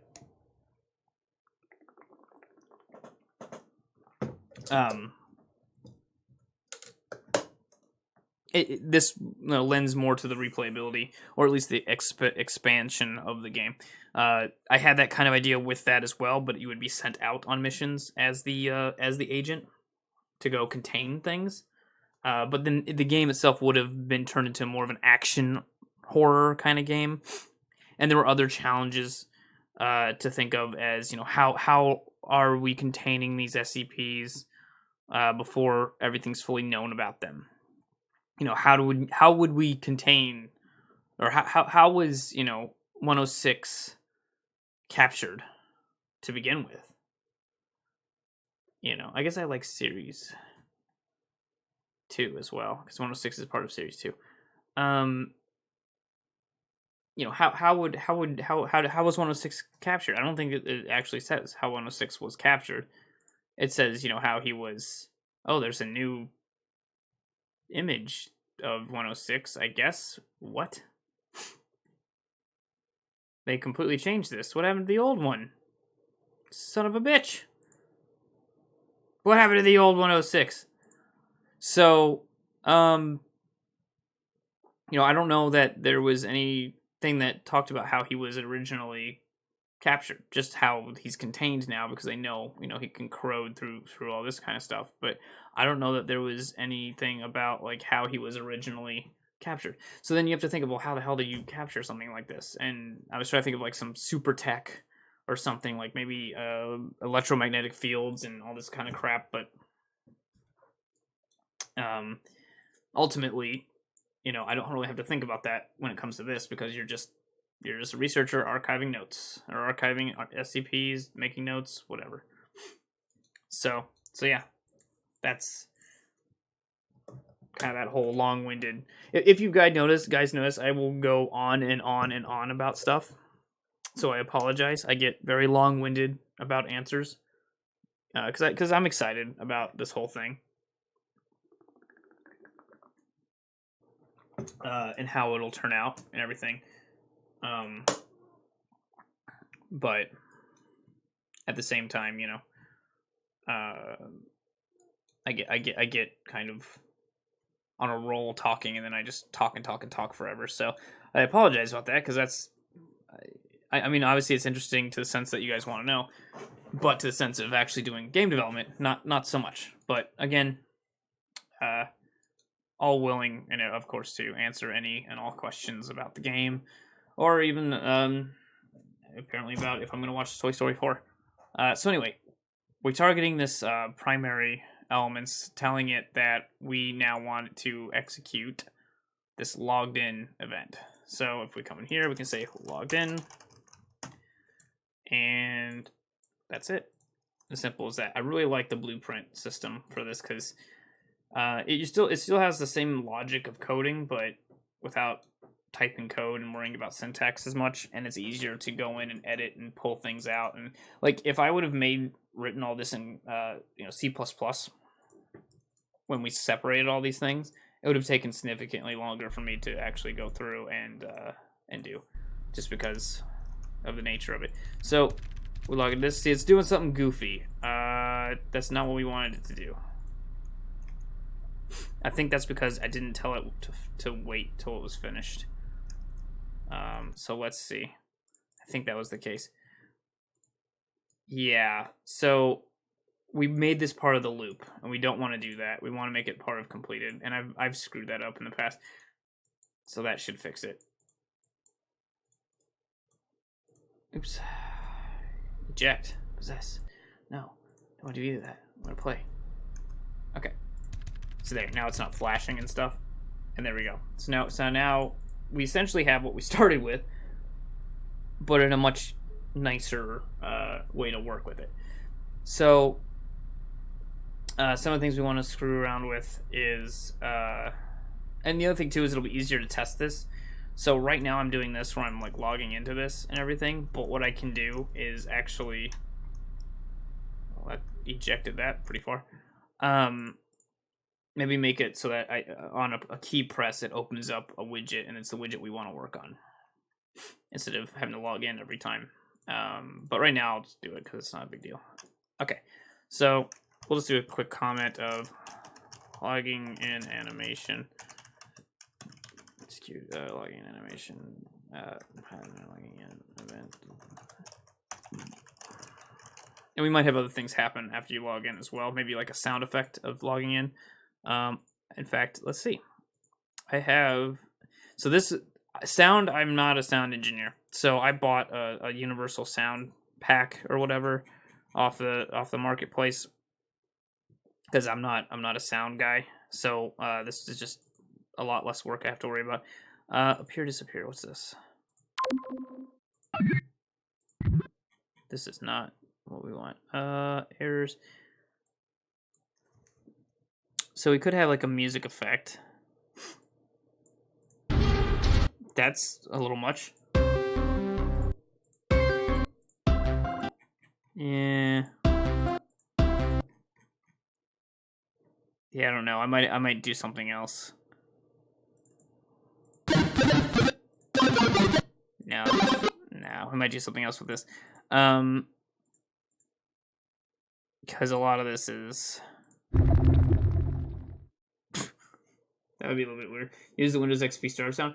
I would if it wouldn't get wouldn't get me in trouble. That could work. That sounds kind of like a login spell. You know what? I like this one. Okay, so we're gonna actually use this.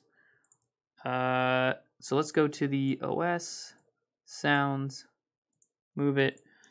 What was that magic spell? Yeah. So we'll just do OS login, and we could come into here. We could make it a little bit slower. Yeah, I like that. Okay. And then what we'll do is, come in here, play sound 2D. We could have a loop saying, whenever this is, but I know that this was half a second, so I'll just put a delay. Oh, actually, no, don't do delay, because we'll do it as it plays, because that makes sense. Login. Cool. So that'll play at the volume of our OS, or at least the multiplier of our OS volume, which is not set currently. Oh, hello? Please? Okay. So we have to figure out why this is now so if we hide that, this button, is it enabled? It is not. Well, there you go. That was the problem. Okay, cool. So now that's or hopefully that was the problem. So if we come in here now, we log in, it didn't play the sound for some reason, and that's still not enabled. So there's still issues going on here. Why it didn't play that? So we've told it to logged in, play the animation, play the sound at, is OS volume 0? That's why. It's default to 0. That'll do it. That does not have to be, none of these have to be, I don't know why these, maybe these just by default are public. Yeah, they're just default public. Yes, right now the plan is to make it only single player, but maybe far in the future there could be some sort of multiplayer thing, but right now the focus is single player Vinny.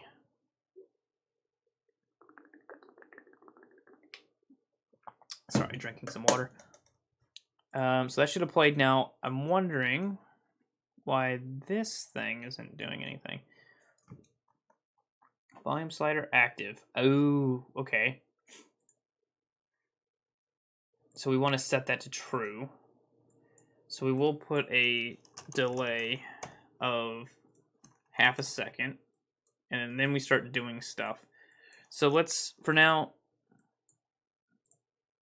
we'll set this to true, so that this is active. Because it doesn't need to be active when it didn't exist. So let's capture that's the volume. I might also want to change this a bit. I think I want, where is it? The bar, no, the handle. There is a thing here to make this handle larger. Yep, thickness. That's the bar.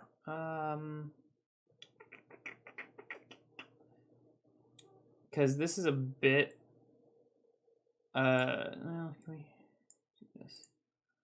This is a bit of a little bit of a pain in the ass to use at the moment. So I'm trying to make it so that like this little bar is easier to mess with. And there is a thing under the normal bar image. Draw as box. It's not the image size, I know. There is a way to make this thing bigger, and I gotta remember what it was. Do I work alone on the project? Mostly, but I do have help from a couple people with some things here and there. But yeah, mostly just working on this on my own. So I thought it was a slider handle.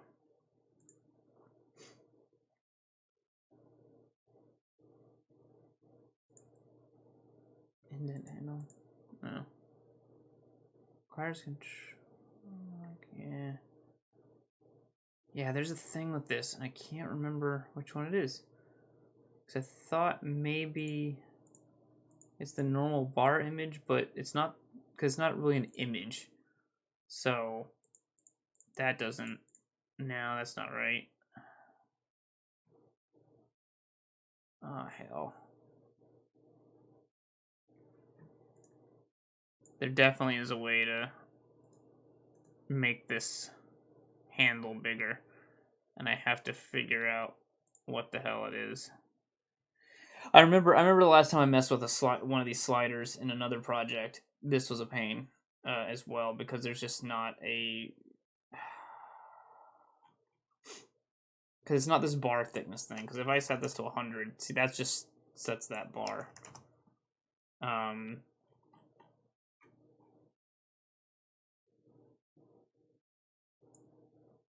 Yeah, I'm pretty sure it's not this. Yeah, see, this does nothing. Like, that's set to a ridiculous amount. If we could draw it as an image. No, that doesn't do it. So let's reset that. Draws a box, that's fine.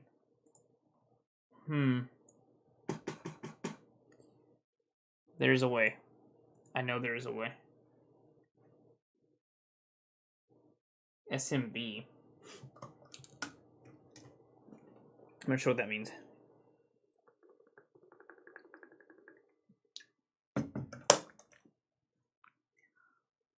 Visibility clip. No, that's fine. Because, see, the issue right now is that due to its size,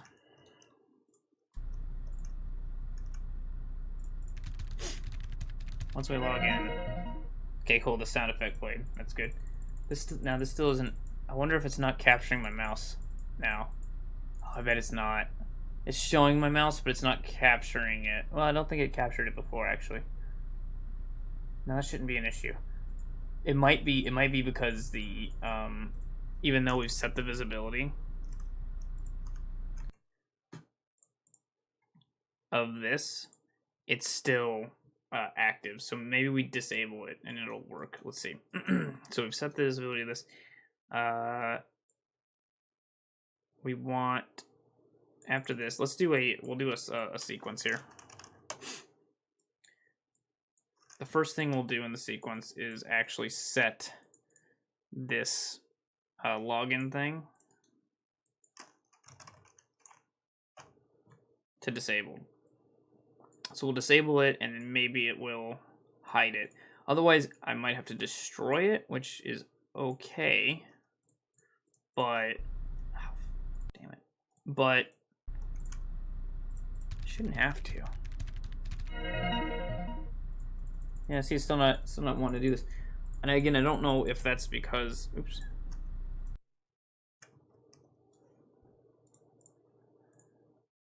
It's still thinking I'm trying to click on this instead of this.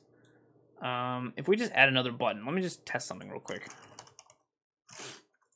if I just add another button to, let's say, the main desktop or whatever, so this will like click in and push in and stuff like that when you press it. In fact, we could even do a thing just for testing that on clicked, we will print hello, just to make sure that there's functionality and it's not the volume slider. The volume slider might be the problem, so we want to make sure that's not the case. But you see, I added something and now it's different. Yeah, see, clicking on it does nothing. So it's actually, I'm pretty sure that the issue, I'll leave it for now, is that even though this is hidden, it's still in the way. So we need to make it so that it doesn't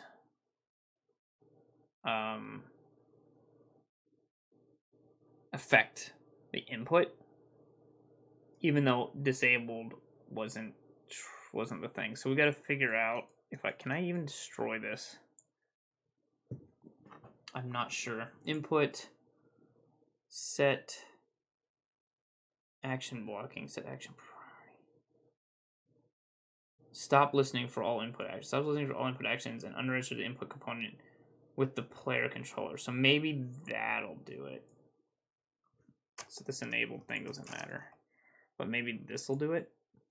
We will experiment. Why not?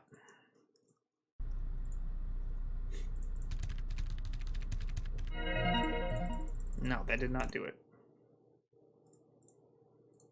So it wasn't this. I think there's a way to destroy it.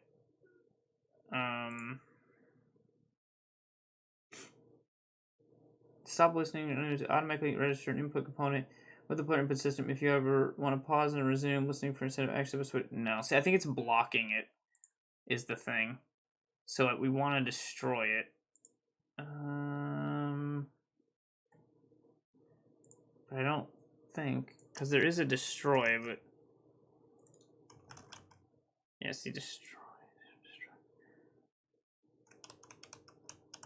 We could probably tell it, if we come here, we could probably tell it to destroy itself. Or at least destroy all of its components, maybe.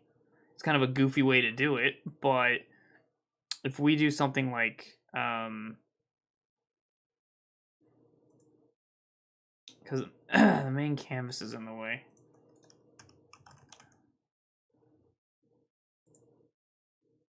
Destroy actor. Well, it's not an actor though. This is not an actor, so this is gonna error out whenever I tell it to do it. So if I make a custom event and I say destroy, this is going to say it's not an actor. So that's not going to work.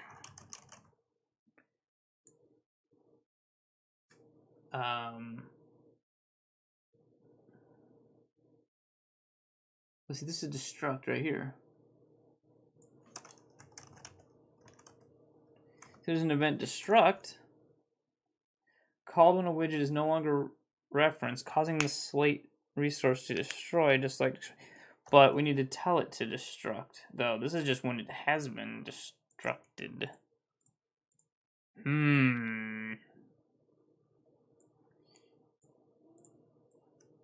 Oops, I already have one of those up here. Can you blow my nose real quick?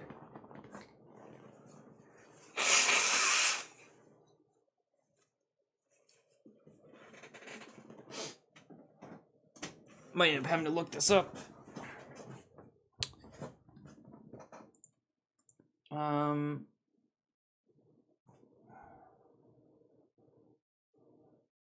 Check real quick. Let me look this up. I'm gonna actually pull this over here. Easier to look at over here.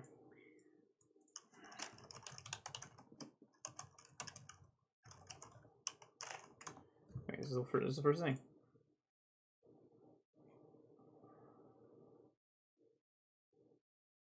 Clear children apparently will do it. Apparently there's not really a way to destroy a widget.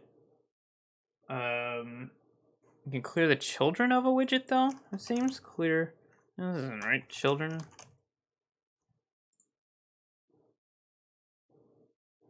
Clear children.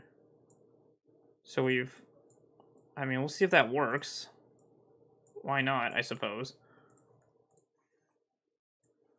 If it works, it works. Oh, piss, it did it again, didn't it? Yeah. Ugh.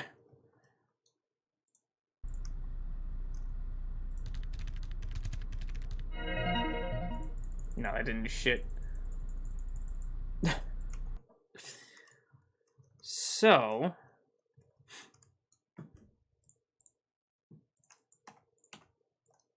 the issue we have is that this thing is standing in the way. Because if I take this button, let's say, and I put it up top, and I put it above everything else, it will work no matter what now. Because the button will. This button will. See, hello, hello, hello. We log in. That disappears. That still works. But anything underneath, even though the thing's invisible, it's not,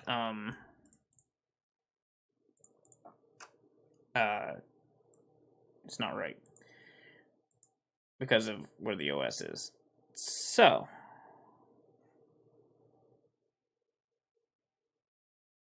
that's a priority of 0. I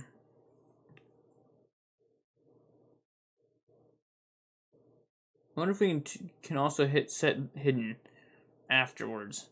That might work. So we've done, I know this is kind of goofy because here we've made it invisible, but the object itself isn't hidden. It's just invisible.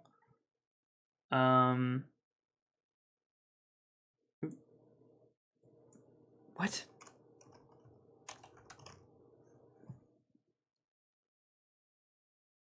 Oh, set visibility, I mean. Hidden.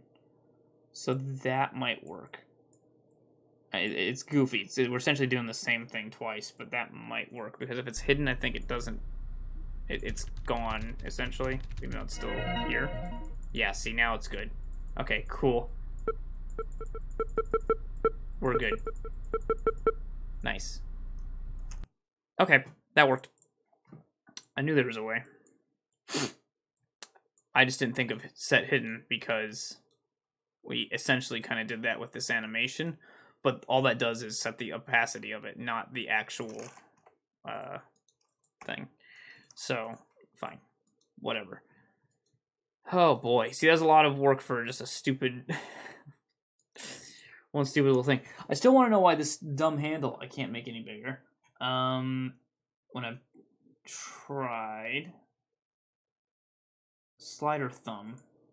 Oh, maybe it's this. Oh, it might be. It is. I'm an idiot. Okay, cool. Is the slider thumb. It's a weird thing. Weird way. Or weird, yeah. Can I change the tint? It's not really changing the tint, is it? Draws a box. Image. Draw as a box.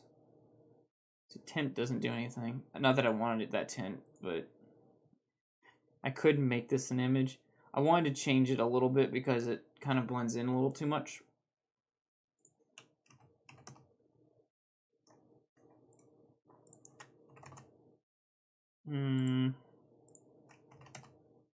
Should be good. As long as it's big enough that we don't mess with it too much. Yeah, see, that's not really changing it, oddly enough. Oh, bar image. Will this change it? No. Huh. Interesting. Draw it as an image, it's fine. Whatever. We might want to change the size, though. I don't know if... yeah, because hover's gonna screw with it, I think. Disabled, it won't matter. We're not gonna disable it. Hovered and normal, not clicked? There's no clicked. Interesting. Okay, cool. So that should be a little bit easier to mess with now. I did it again. Launches me down here whenever I do that.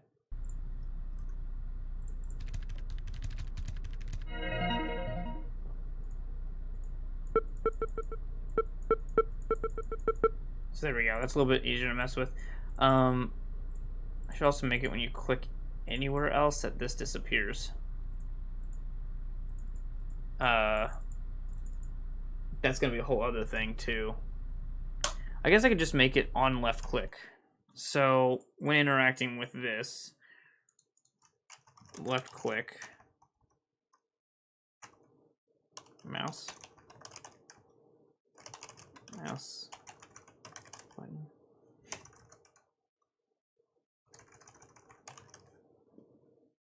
Oh, is it not an input? Oh, right. I could do a mouse event. So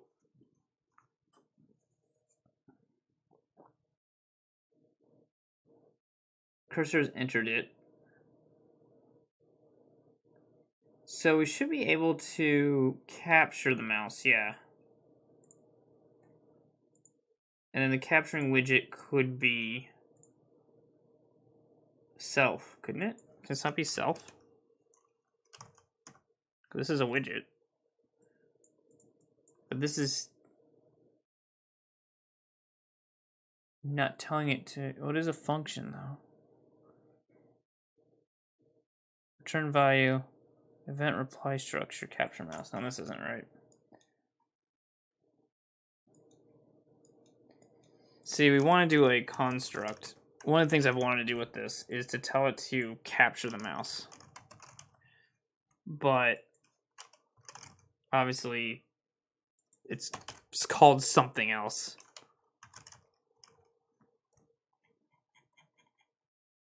And not capture mouse. Because we have capture mouse as a reply, but not as you know, telling the game kind of bind the mouse. So maybe maybe there's a bind mouse or something. So there's a capture mouse event reply. There's an unlock and lock mouse. Again, event replies, but these are not executed. And we kind of want to do that. So this is mouse enter, mouse leave, capture lost. Is mouse done? Returns the mouse button down. So we could do an event tick, add it to event tick. So if the mouse button's down and it's not down on the volume slider, that it could release it. Because right now, unless you click that little button, that volume slider just stays there instead of disappearing. Because you know, if I come down here to my volume, right, and I mess with my volume, that's all good and dandy. But then if I click off of it anywhere, it disappears, and that's kind of what we want to replicate. But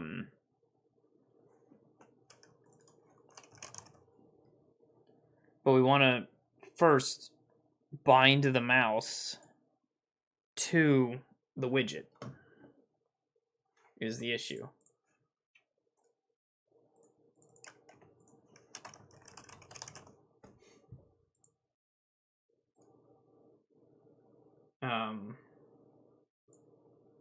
See what this says here real quick. Or let's see, constrain mouse. How do I lock mouse to a widget? Here we go. On clicked. What?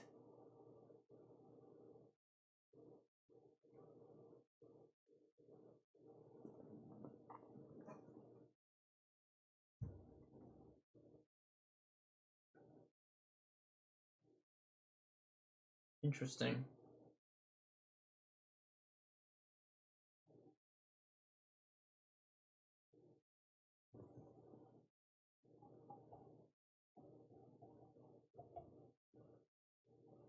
Very interesting. So it looks like that might be a function. Is that a macro?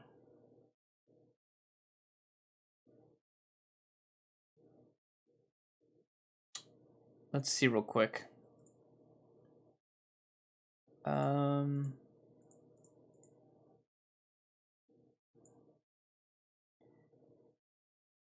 might be, because if we do this, what is this? This is an output, not a return node. No, I think it's a function. Yeah, it's a function. Okay. So if we add a function right now, real quick. So I'm kind of looking at something someone did. So, but I think this is an actual thing. Yeah, I don't think this is right. Delete this. We want to override the function on mouse move. Yep, that's what we want to do. Okay, cool. And so what we want to do with it, it looks like we want to see if it's handled. We don't care. Lock mouse. I'm not really sure what the hell this guy's got here. Hold on. Keeps the cursor locked within the widget bounds based on the state of the boolean set by the button above.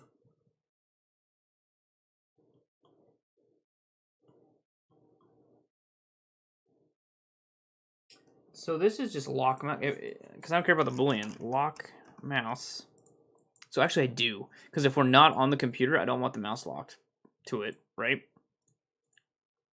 That would be interesting, though. I'm curious about something, but we want to add this thing. We want mouse locked. Well, let's not name it that. Mouse, let's name it like mouse bound. Oh, for fuck's sake, let me rename it. Mouse bound. So we want to bind the mouse to this. So we want to get this mouse bound. And then what we want to do is we want to make a select node. And we want this to actually be a boolean. Okay, we want lock and we want unlock. That's what these return values are for. And I'm not going to claim that I fully understand what's going on with this. I mean, I do. I know what it's doing, but I don't. I mean, I'm going kind of based off of a template here that someone made. Because I don't know how this is actually causing it to be locked to the screen. So, for shits and grins, let's see what happens. Oops. Actually, just set this to true. Now, I wonder if when we play this, our mouse cursor is already going to be stuck to this, just from being alive. Okay, yeah, it looks like it is. Oh, interesting. Hello? Okay, let me do this in a standalone, because it might be being goofy here. I'm not sure what it just did. It was kind of weird. See, it's not locked because I'm able to move around.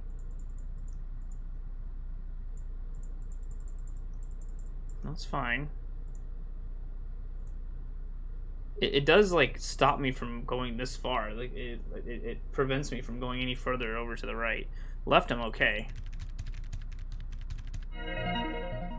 So I now can't go to the right. Okay, that didn't quite work.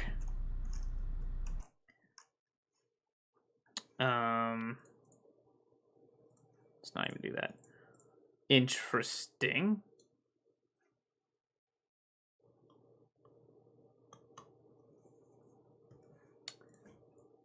Somewhat interesting, anyway. I'm pretty sure I followed the guy's thing. It's got a handle of reply. Essentially the same thing. Huh. Yeah, see, I didn't understand how this was going to cause it to lock to the screen. That didn't make much sense to me. Like, it's calling this every time the mouse moves, it's calling to see if it's locked or not, basically. Okay, so this is what it's doing. So when the mouse is moving, it's saying, hey, are you locked or not? Basically. And it's selecting if it's wanting to say yes or no based on this boolean, and then it returns that information. Interesting to find the science text section. Yeah, well, that's for game development. That's kind of the section in Twitch is science and technology.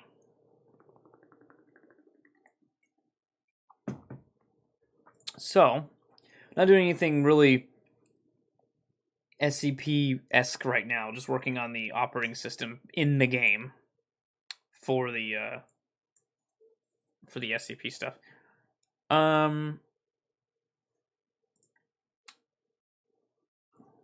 Used to be another pure programming section. We got rid of it. No, that'll do it. There's a game development tag, but not section or game based on it, unfortunately.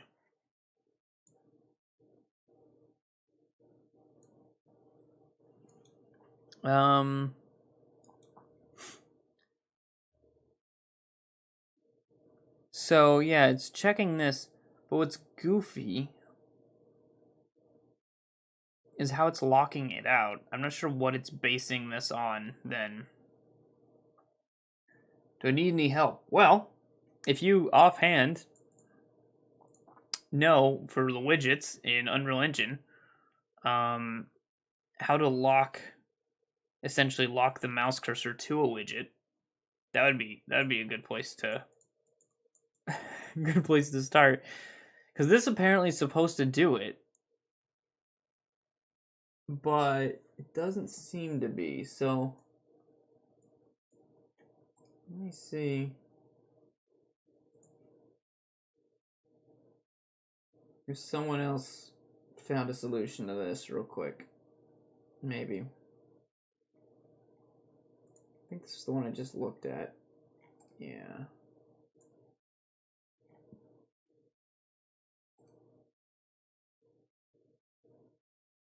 Well, I'm looking it up right now, so you don't have to.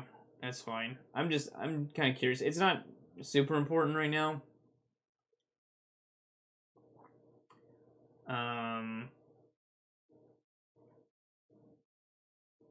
Just interesting.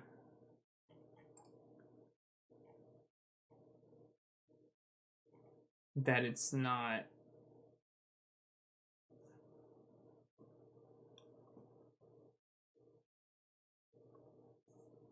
working, I guess.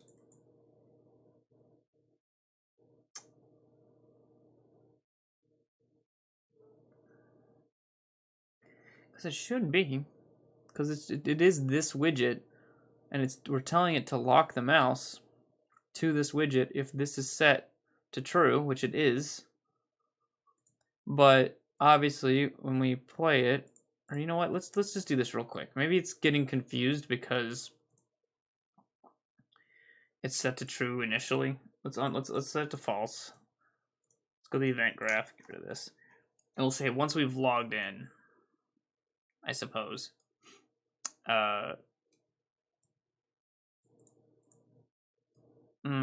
Let's do it immediately. Once we've logged in, let's set the mouse bound to true.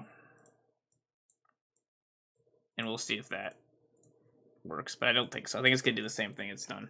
I don't think it's going to work. But we'll see. Why not? Nope, I launched it in a standalone, but that's fine. So, if we come over here, it shouldn't be letting me do anything with mouse because it doesn't log in. So that should have, once we click, see, it stops you right here. It stops me from moving over. And it stops me from moving down. Interesting. It's like it's off center, but it's not locking me. It's weird because it's letting me get off of the game even. But like, here's the hard right, as you can see where it stops. Here's the hard down. I think you guys can see that. Like, it doesn't let me go here or here, but it lets me go off over here, obviously. Interesting. Very interesting. Yeah, that's not working.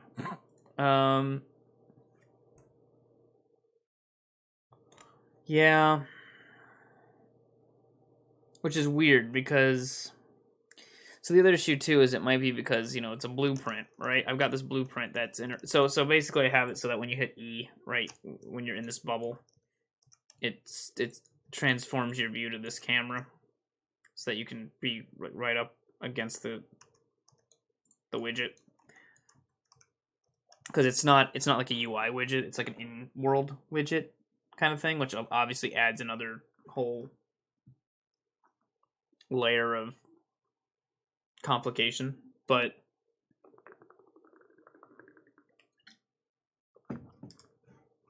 it I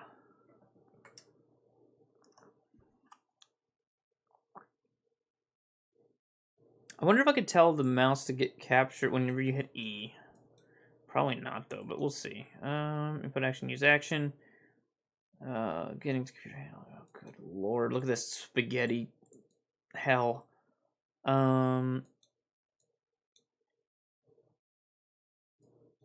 Okay, so this, yeah, disables the other input mode, lock always. So it's on the mode in mouse lock mode.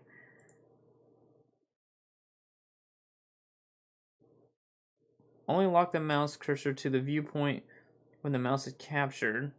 Now see that should see it's not even locking it to the viewport though. Clearly, is the issue locking? No, it's more I'm wanting to lock the mouse to the widget, the widget in the game. More of that, less about just the viewport. But it's not even doing that.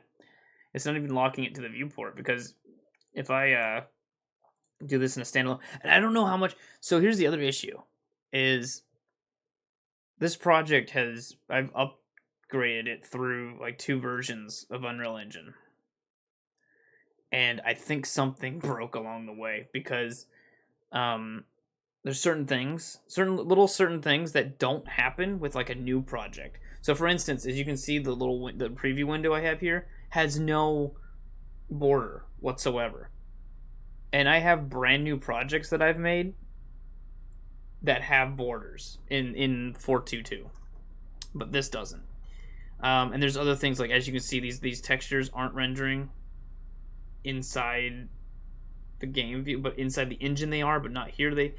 There's a lot of goofy things going on that don't occur on my other projects. So it I feel like there's something wrong. And also the other issue is every time I load the game up, it has to compile thousands of shaders, which obviously takes a long time. So I think there's something wrong with this project to begin with, so I might have to redo it. But yeah, like here, so this is okay, right? Well, I'm in here, so that first thing that says to lock to viewport obviously isn't working. When I log in, it's not locking to viewport, and then it'll lock it here.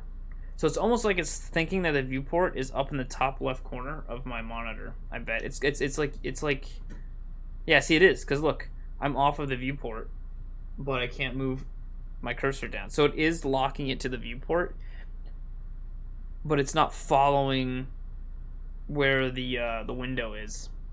But either way, that's not even what I really care for it to be doing. I just want it to lock to the widget.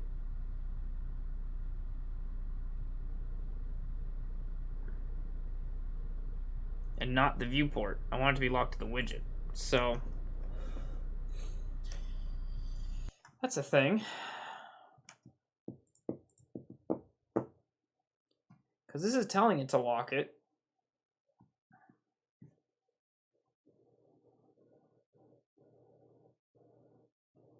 It's finding the viewport from screen 00 instead of getting, yeah, I think so.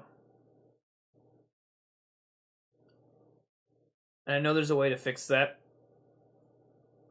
but I don't know that I want to fix it, if that makes sense. Because if I disable this, right, if I get rid of that part, and I come here, I shouldn't do that now at all. Hi, Simple Tyro. It shouldn't even bother with it, right? So now if I come in here, yeah, we're free to go. And now we're locked to the viewport, as you can see. Look, I can't come off of it. I am actually properly locked to the viewport. So it's doing that mouse over that override that's messing it up, but that override still isn't even locking it to. I think it was just shifting the viewport or the coordinates, because we're locked to the viewport right now, and I can click this and oops. Well, why is it doing that though now? Oh, this volume slider is a bit screwy, isn't it?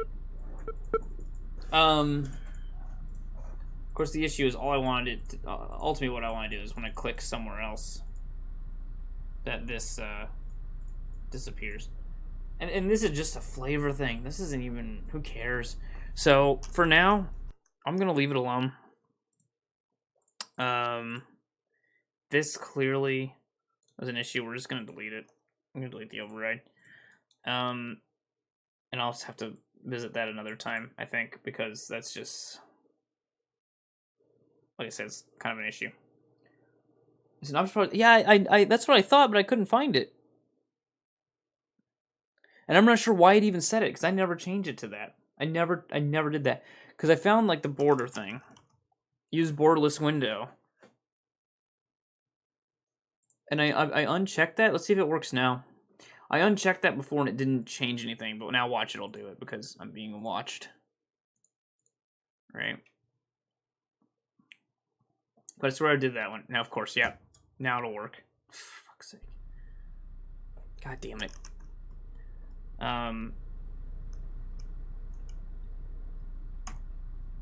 Isn't that wonderful? Oops.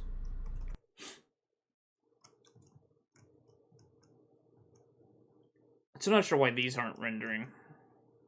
These boxes. Actually, I probably could just go here. Go to, oops, sorry. Go here. If I double click these, no?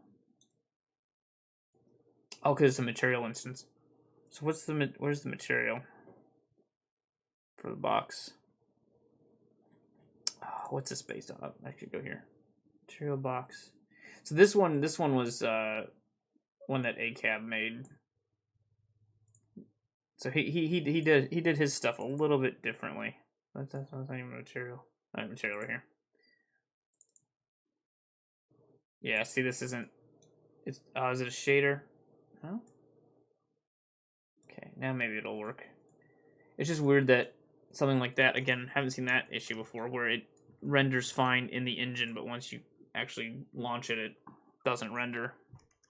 Now let's see if it's rendered. Now that we opened it and closed it. Yeah, now that we opened and closed it, actually all of them are now. Now they're all fine.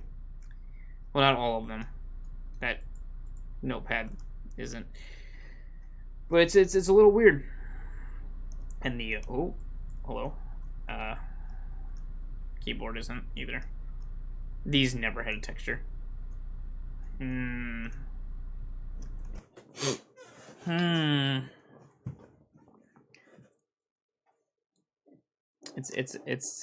It's a thing.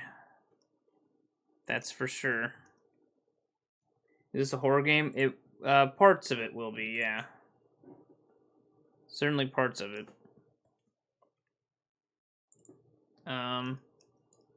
See, this is fine in here. Let's go to the texture. I'll let it populate. Unfortunately, building it doesn't fix the issue either. So now this will probably be fine.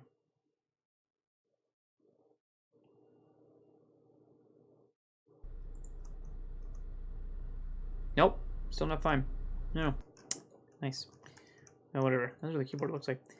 So, let's see. Let's go back to the OS. So we can screw around with it some more. I kind of want to have a little command prompt thing. We need to have probably like a little Windows button, right? Again, though, it's gonna be a thing. Like if I come in here to Windows and I click off, it disappears. So we're gonna have to do a thing where on click, on left click, get rid of this for now. We actually don't need this login for now. It needs to tell. Excuse me. It needs to tell if it touched something else. So we could probably do an override on mouse button down, right? Right. Yeah. So it'd just be a click on mouse button down.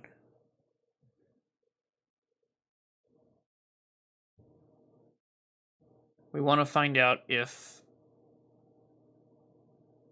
well, just basically find out what it clicked on, I guess.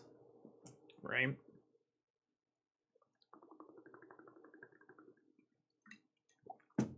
I'm not the best with these overrides. But basically, if it, let's see what it gives me context-wise.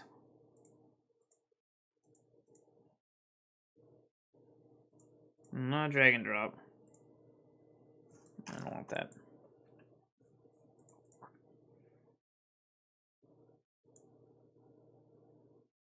Let's see. No, not that. Let me move this real quick. Alright. Let's see real quick. Let's just look at this. Oops, where was I? Get affecting button. Okay. So we could see if it's not clicking a button. So if this is null, maybe? Wait, what? Turn by a key structure. That's a reply structure. So can we see if this is null? We cast it.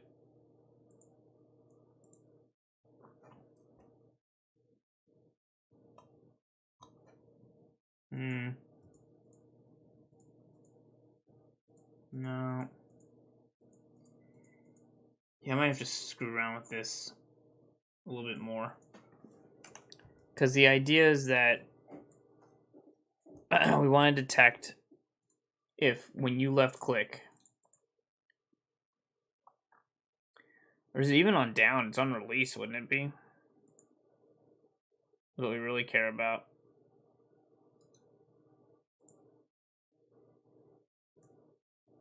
What? Oh, I screwed up. Nope, didn't want to do that. I wanted this. I want to delete this. All right. So if we're gonna override, let's see. On mouse, there's down or up. Okay, up was gonna be when it's released. Okay. So we want to find out when it's released if it's, well, no, because no, we don't want that. Sorry, I'm being really scatterbrained right now. We don't want that because you could potentially click somewhere, move your mouse cursor, and then release on top of something else, and that would be it'd be silly, right? So we don't want that. We want the down. Oops. Okay, let's just make a ton of functions too while we're at it. On mouse button down.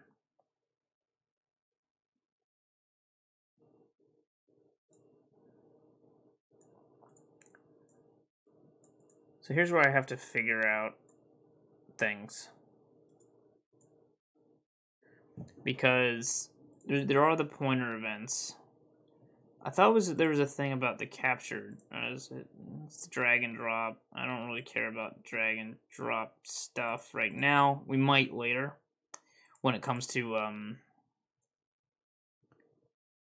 dragging around maybe stuff on the desktop. But for now, I don't care. So, is the mouse button down? No, I don't care about that. Well, I guess so. I don't know. Get screen space position. That's not going to help. I want to know that the affecting button.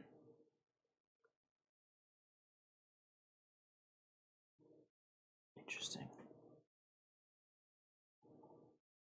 All right, let's see if.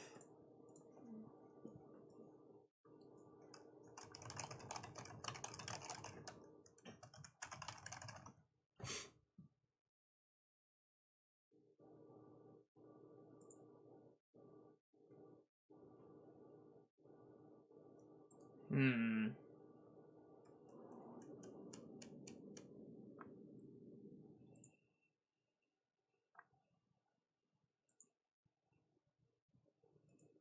Yeah. So there, I mean, bind the click to clear any selections.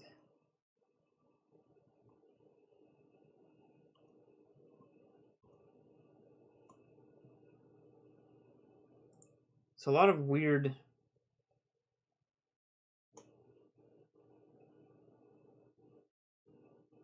suggestions I'm seeing for this. None of which are using an override.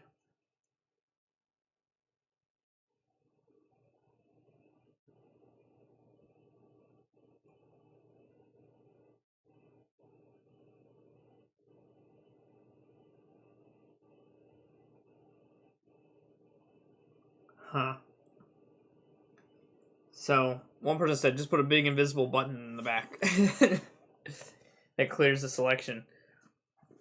It could work, but that's kind of a really goofy way to do it.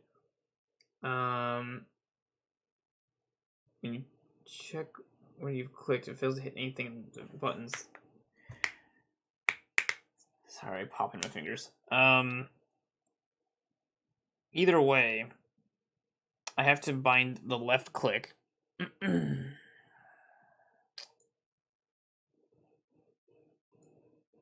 So we could do it under the player controller. So that left click does something. But there's got to be a way to do an override on this.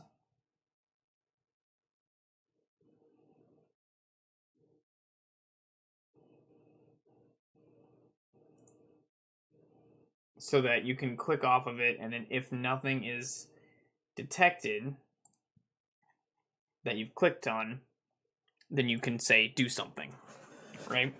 That's what we're essentially trying to do here. It's when you click, because we're going to need this for multiple things, I think. When it comes to this UI element stuff.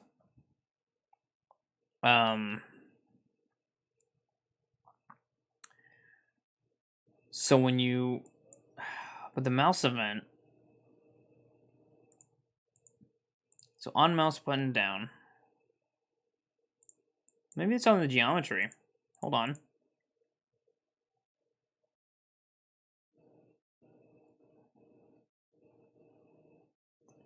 Maybe not.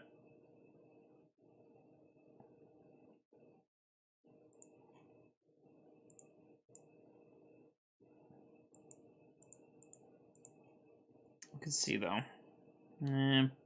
Doesn't seem like it is. I was gonna see if on the geometry, right, like reading where it clicked. Damn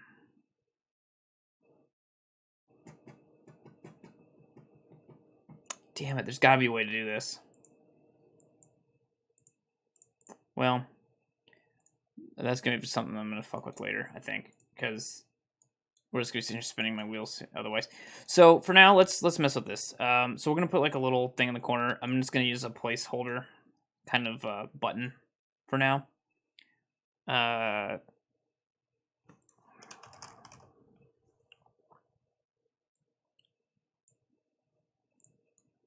That is, where the hell is it? Is that the whole button? No, I don't want the whole button like that. Okay, we're gonna hold it over to the left. There we go. And we're going to put text on it for now. This, well, no, we'll just leave it as a button because this will be an image will take place of this. But for now, what we'll do is we'll transform it so that it is. Where's this image style? Normal image size 40. Oh, it doesn't do it. Of course it doesn't. Why would it, right? Because it's not a big deal. Because when we get this later, it'll be fine.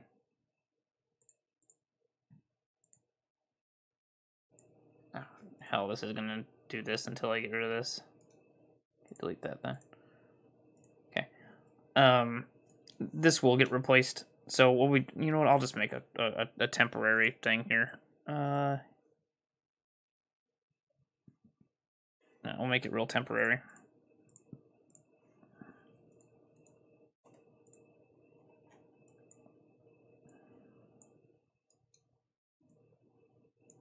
Actually, you know what? I don't have to do that. I am just gonna put text here, and we'll just delete it when we don't need it. Start. Or this will be a picture, so I don't care that it says start right now. Agency, because that's what we use for everything else. So we may as well make it look somewhat decent.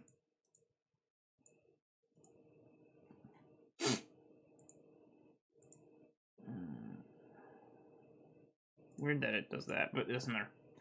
I do want to change the color of this so it's a little bit easier to see.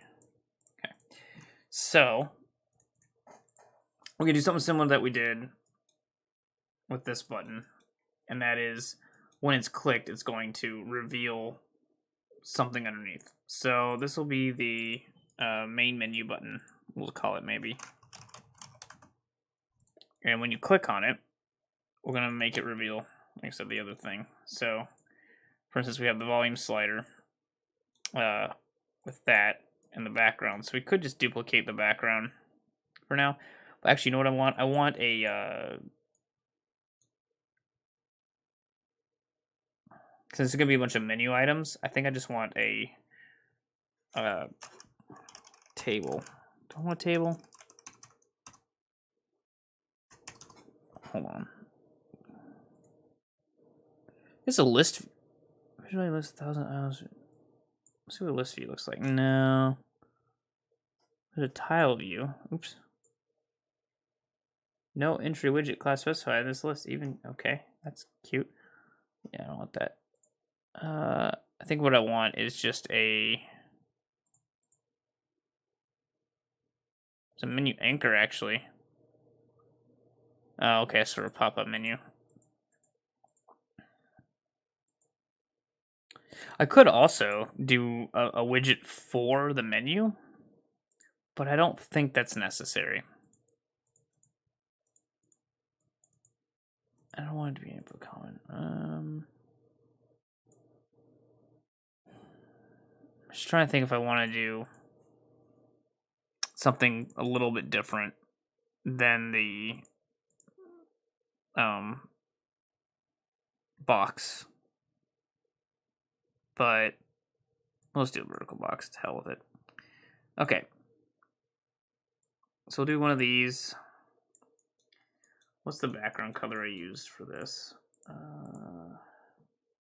Did I not use one? Did I just do an image? No, I did. It's just very subtle. Okay. So we'll copy that tint. And we will change that up on this. Oh boy. What? Oh, it's got these don't have, I see. There has to be a border. So we may as well just duplicate this and toss it here. Oops. Nope, other way around. There we go. And we'll just put it here. Doesn't really matter. Wait. No, we want it part of the main OS. Yeah, okay. So this will be the menu, just the main menu.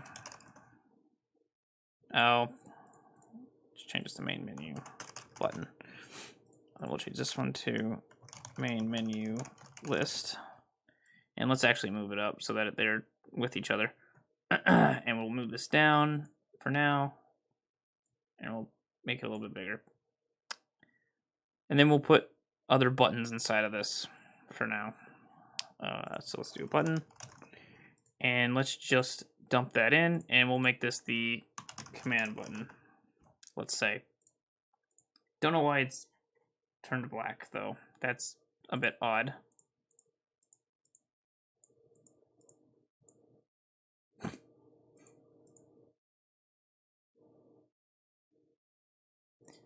Let's add another button as a test. Why is that rendering like that? It doesn't really matter right now. It's just doing a really goofy thing. I'm not sure why it's rendering that way.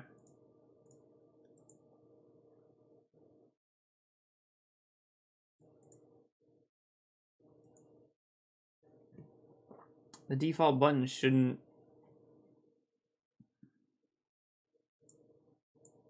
There's none. Box. Border. Oh. What? The hell? Okay. And there's image. But what's really weird is it's doing this weird tint kind of thing. Where it's turning black. I'm not sure why. That's goofy. It doesn't really matter because it's going to be something else later. I could even just render it as none, which I'll probably do. Because essentially these are just in the background, right? We do want to put some padding. We'll say on the bottom of like 10 or so. And we'll move this down. We might change that though. And we'll just grab some text, dump it in, dump it in. This does not have to be that big though. That is way too big. 12. Maybe not 12. Maybe 20.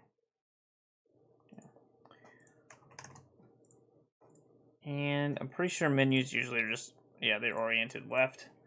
So we will orient these left as well. And ended up being 10 is too much. Let's go 5. 2. Not even 0. What's 0 even? That'll be fine. That'll be fine. Okay. Cool. Whatever.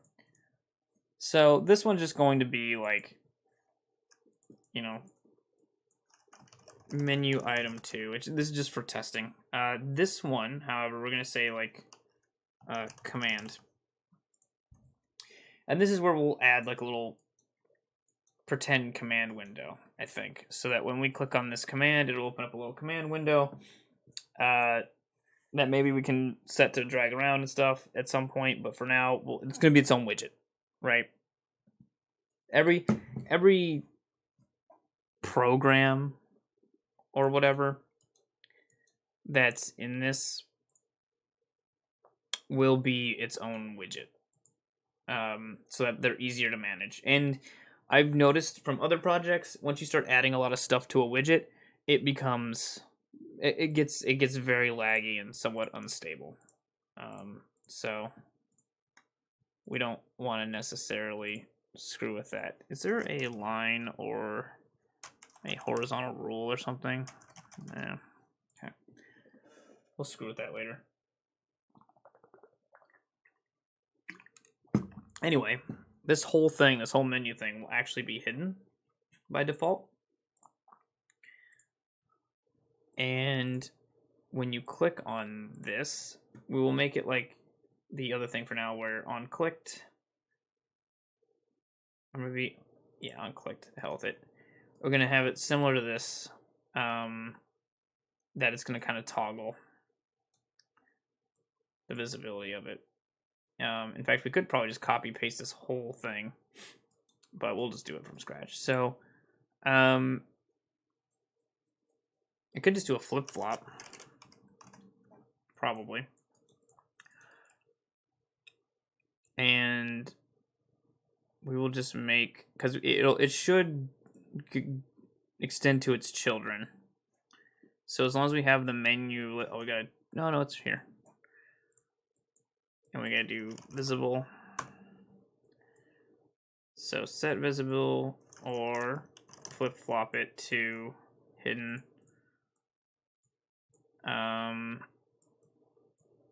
This should be the first one it executes, so we should be okay. And that should work already, but we'll see.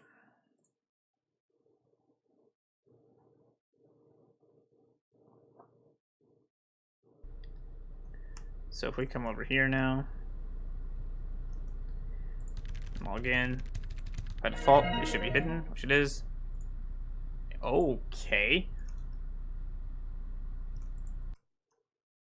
Did I not? Oh, I'm a ding dong. I didn't put that as hidden. I set the whole thing to hidden. It worked though.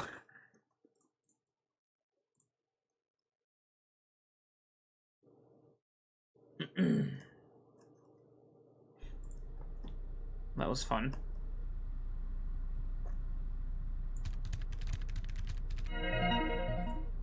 So there. And then these, I don't know why they're doing that. That's bizarre. But now we've added like a little start menu. Now, of course, when you click off of it, it doesn't get off of it, but it's been added, right? So we've got it.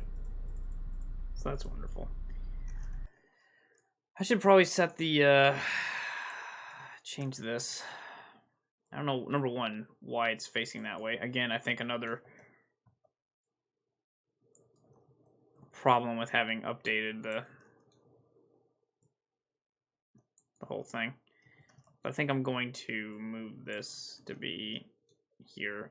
In the end, I'm going to have it like if you just had come in the door when you first log in, but for now, we're just going to do this.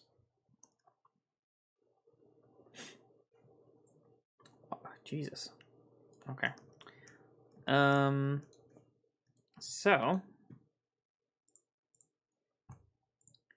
easy enough. So see, I did something. I went really goofy with this. I don't know why.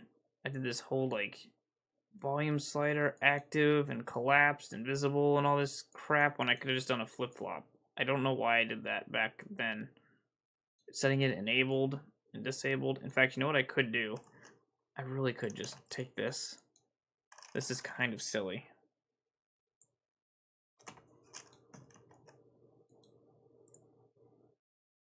And I should just do this on clicked, not on released.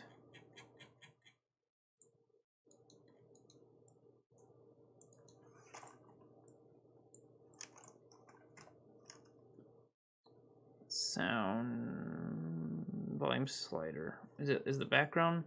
It's gonna be the background and the slider, right? Oh no, they're two different things. Why? Just put the slider on top of the background. See, why does that happen? Oh, slider bar color, that's why. Kind of. Still, what? It's like it darkens it, and I'm not sure why. Do I have a weird opacity thing going on? Oh.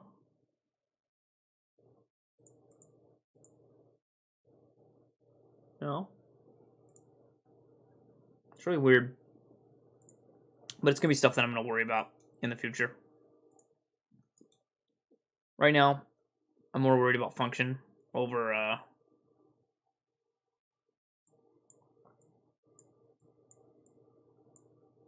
anything else. Making it look pretty is kind of the secondary thing to worry about in the future. Making it work is more important. So let's just make sure this does. Okay, well, gotta change the order of those, I think, because that does not work. Well, the slider's in the background, just like the vertical box is in this. Oh boy. This slider's been a huge pain in the ass ever since I've started messing with it, hasn't it? Vertical, it's fine. Handle color, get rid of that. Just get rid of thumb image. That's fine. Thickness is fine. Collapsed. Make it visible. Well, actually, make it. Oh, I see. That might be why. Hidden. Collapse. Make this hidden, not collapsed. That might be why it's not showing up properly. Because it's still collapsed, but it was never set to hidden or visible. It was just set to either collapsed or not. That might be why that was messing up. Nope, it's still screwed. Cool. Whatever. So weird. Again, I don't know how much of this would have happened normally, or how much of this is because there's something wrong with the project. And that's, I don't know. I don't know right now. And that's going to be something I'm going to have to screw around with. I'm probably not going to stream screwing around with that because it's going to be a headache and it's not going to be that interesting. I mean, not that this has been that interesting, but it's definitely not going to be that interesting seeing me like essentially copy paste a bunch of shit into a new project in some attempts of getting anything to work. But this has just been a huge headache. All right. Let's at least kind of start working on the command widget. So if we add a new widget, and this one's going to be a little bit different now, and we're not just going to duplicate, we're going to make it a brand new widget.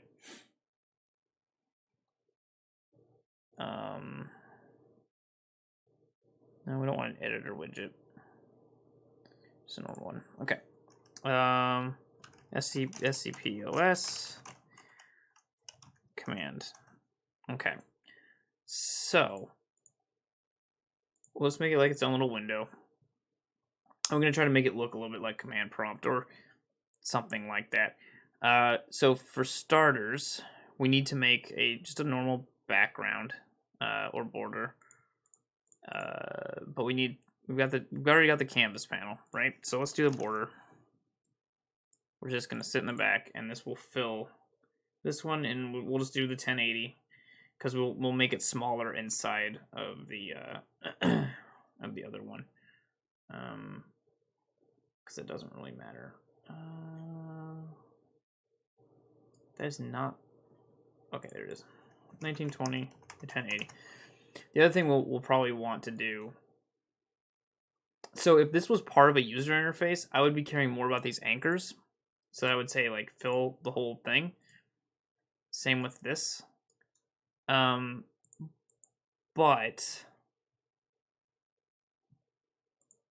I may as well. That actually might have been why that capture thing wasn't working earlier. That mouse capture thing was because we didn't have the anchors set properly. But I'm not too worried about that right now. You know what I should have done? No, because it wouldn't do it equal. Because we need to make... We have this border, but we're going to have to make a thing up top of this border. Kind of similar to this, right? Where we have this top panel. Which we could just copy paste, I think, here. Only we'll get rid of all this other stuff. So we'll do this top panel, and then we'll put like a button over here. So like for an X, minimize, close, or whatever. We'll just add actually a close one, I think. And we'll put it on the other side. And we will just put a text in here. Block that it'll be the letter X for now. Again, in the future, it'll just be a picture, but for now, it doesn't matter. And you know what? Let's actually do some padding. So top one, let's pad all around it. Did that even do anything? Oh, barely. Let's do like 3 then. There. This is goofy. Why the hell does it do this? I forget why.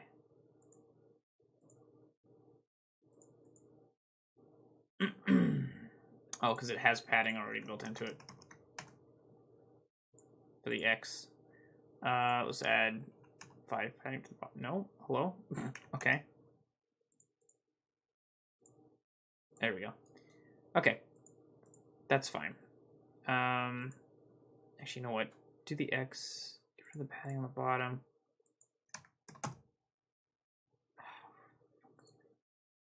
Did not. It doesn't like that. Okay, fine. right and left we'll do 2 each. Maybe. A little bit of padding on it.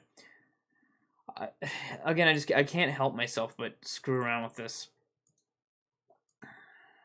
And do that. So what we want to do when we hit the X is to kind of kill this, but what we'll ultimately end up doing is probably just hiding it, and then just bringing it back whenever you click on the thing. So because it's gonna exist,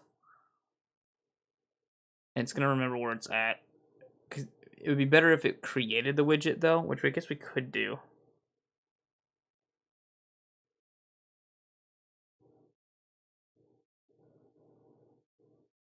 Because I don't know that I can tell itself to destroy itself, but we'll see if I can. Because I think if I do destroy... See, there's a destroy section kind of thing. That'll be something I'll mess with in the future. Alright. Anyway. This border is going to be like the main border where like all the text and stuff shows up in the command thing. So we're going to want it to not be that. Okay. Is it the brush? It's gonna be the brush. Yes. We'll make it not, well, yeah, hell with it. It's not all the way black, but close enough. So again, it's gonna look a little bit like a command prompt. We could have put a border inside the border, I suppose, or a text box inside the border so that this had its own border. You know what? Let's do that. Go back. Screw this. Go back to this. Go with this brush tint, copy that. Oh, whoops. Oh, I see. Get rid of the tint and put it in the brush color. Okay. So it's the same color as the top bar, but then inside of it, we're going to have like a text box. Well, we don't want it. We want we don't want it to be an input. Allows the user to type in. No, we don't want that. We want just normal text, and we'll just add to the text, I guess. Because this lets user add in text. We don't want to do that. We just want normal text. Where is this?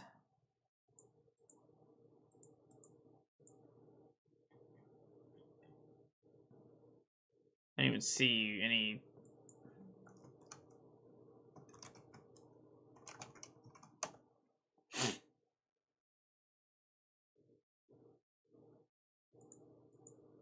Oh, it's probably up above, I bet.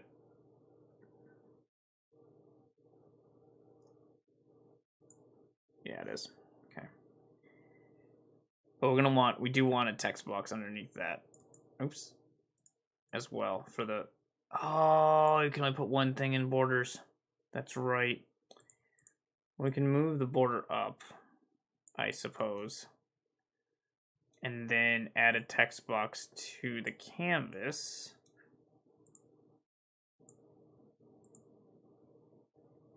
And then anchor it to the bottom? No. I can manually move it. That's not typically the best practice for this. But at this point, it might just be what I want to do. We can tweak this. Again, it's less about looks and more about function, as I was saying before. Okay.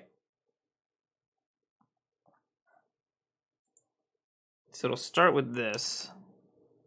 Oh, that is tiny text. Very tiny text. Let's do like...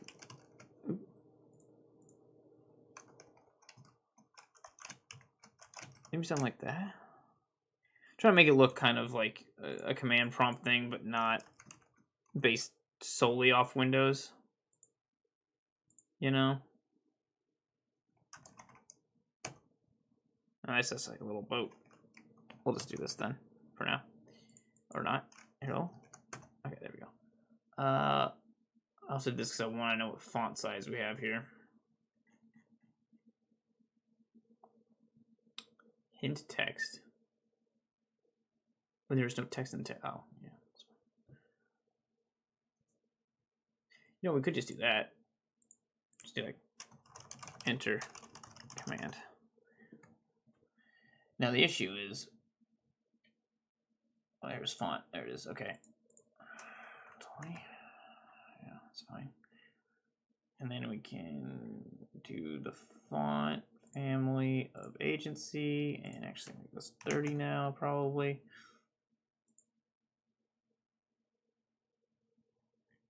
And by default, we're just going to delete this for now.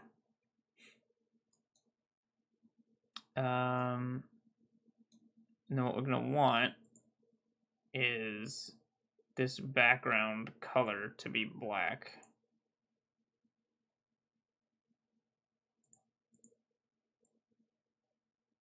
Okay.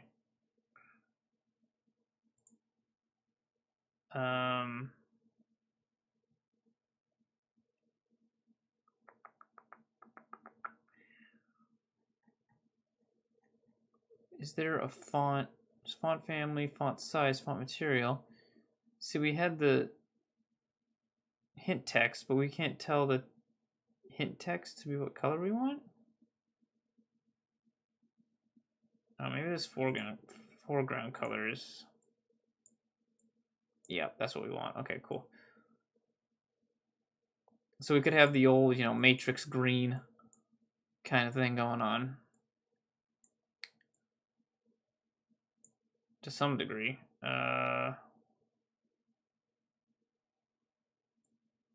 Like a blue. I like blue. Blue's nice. Like a teal. It's not quite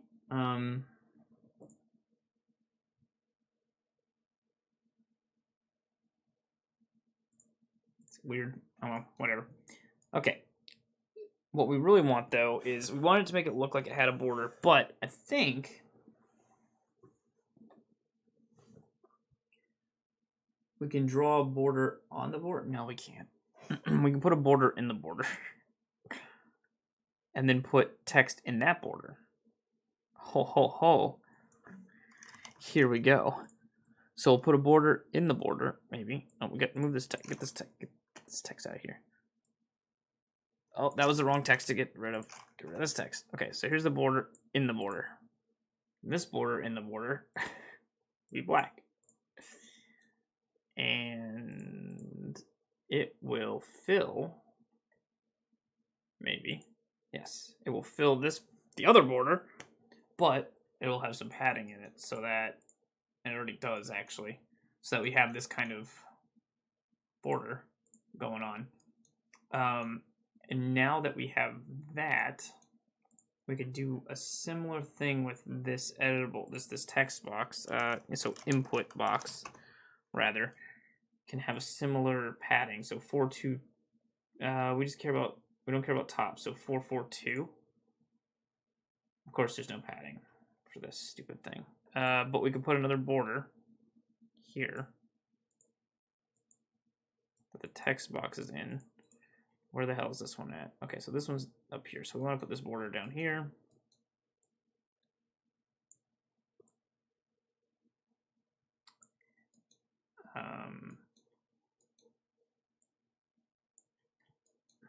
Again, we're just kind of slapping stuff together right now for the moment.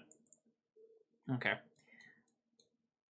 So we do want the shading of this, or the brush color of this, to take over as the brush color of this. So it's a similar thing. For some reason that I don't know why that's making the things darker, or the fact that like this background color is supposed to be black. Can you hear it? No. It's supposed to be as dark as it can be, but it's not doing it. I don't know why. Or why this isn't as light as it should be. I'm not entirely sure until this is a password and it'll be blocked out. But either way, we have a very basic kind of thing going. So the other thing we need to do is now make a text, another text box, or another text rather, that goes. course, it can't go in a border because... Oh, it can. Yeah, this border. But we want it down at the very bottom. Right. And actually, this border, we don't... Oh, shoot, because it's part of this one. Okay, that's fine.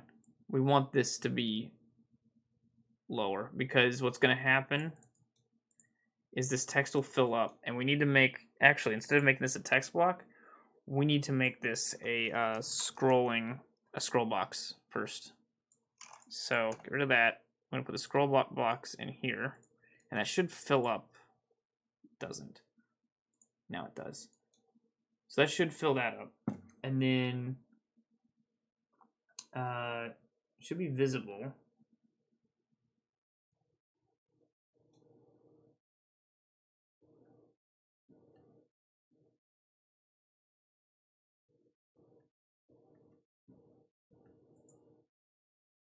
Scroll bar.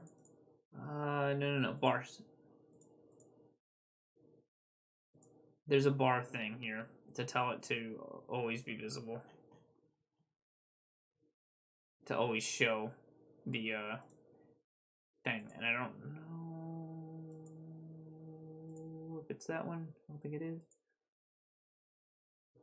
It's just the shadow things. That's fine. Allow over scroll. Always show it. Here we go. Boom. Perfect. We want that bigger though. Definitely want that bigger. So we want this to be... let's make it like 20.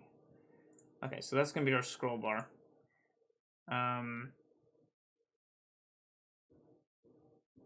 That's fine. So, for now it is anyway. So now we want text. And the text will go into the scroll box. And it will hopefully be on the bottom. No, it won't. Okay, great. That's just wonderful. So we want this actually to be this text block. We want it to be in the command thing, but we want it to go. We want it to, you know how a command block, works. If we go into, well, I guess this one it's different. But in commands where you type down here, it kind of fills in from the bottom up, right? That's kind of how I want it to go. The issue is that this, maybe inside of here we can tell it. Yeah, there we go. And that's still... Oh, but see, the scroll box is only this big, though, is the issue. Oh, no. See, this is the content of it. Okay, hold on.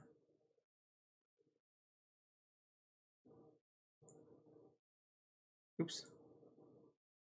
Scroll box. So it doesn't... Now, vertical's fine. Let's see if there's something about the content inside. It doesn't look like there is, though, is the problem.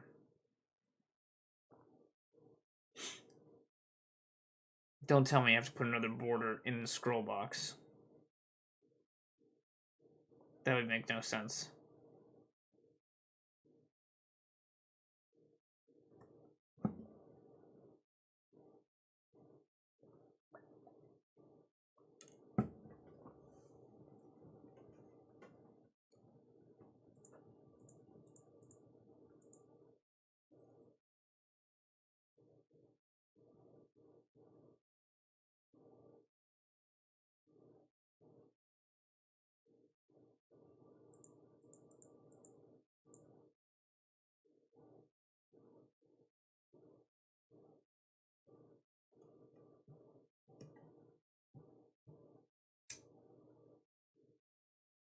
Doesn't look like there is, though.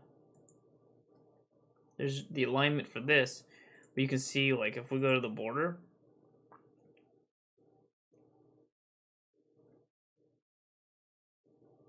it has content, right? So you can tell how you want the content inside the border to go.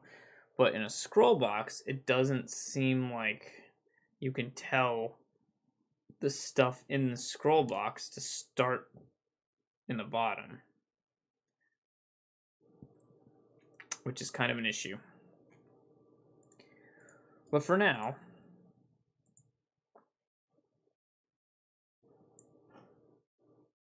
we'll do something like this, like SCP OS version 2.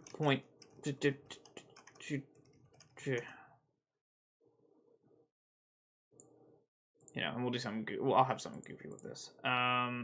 Select 10. Top doesn't. 10 as well. Okay. So the idea is that when you enter commands in, and I'll probably have a terminal font instead of this agency font, but for now we're just going to do this agency font. As you add stuff, it'll say, you know, command not found or whatever, which we'll add the functionality to. I don't know if I'll do that today or not, because I might wrap up here pretty soon. But this should be black. That's bothering me. I don't know why it's not. Oh, maybe because the border? Can we tell it not to screw with children? That came out really bad. I meant to... children are... Ugh.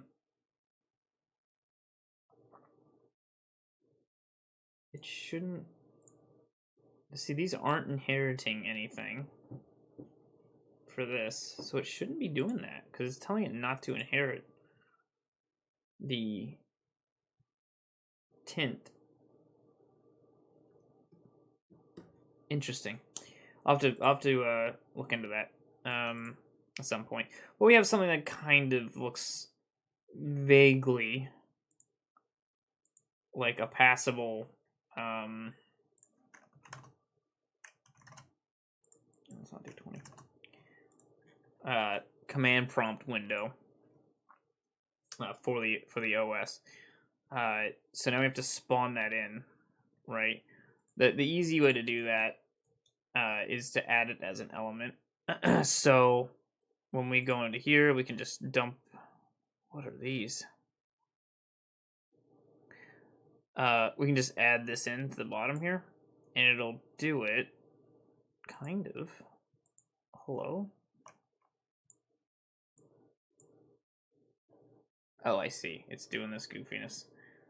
So we can do like 1280 by 720, for instance. And that'll do like you know, it'll size it a certain way. And for some reason it's doing this. Wow, okay. Hello. What is this about? It might be the anchor thing. Hold on. So is this border? Yep, it is. Okay, so anchor this to the bottom. Anchor this to the top. Anchor the whole middle section. Just anchor. Oh, I can't anchor it. Why can't I anchor it? Because it's a border within border. Anchor this to the center. Did that help? Almost. What the fuck? I guess I could anchor it all to the center. See, this is why it's best practice not to do what I did. Oh, it's the scroll bar, I think, is not anchored properly. No?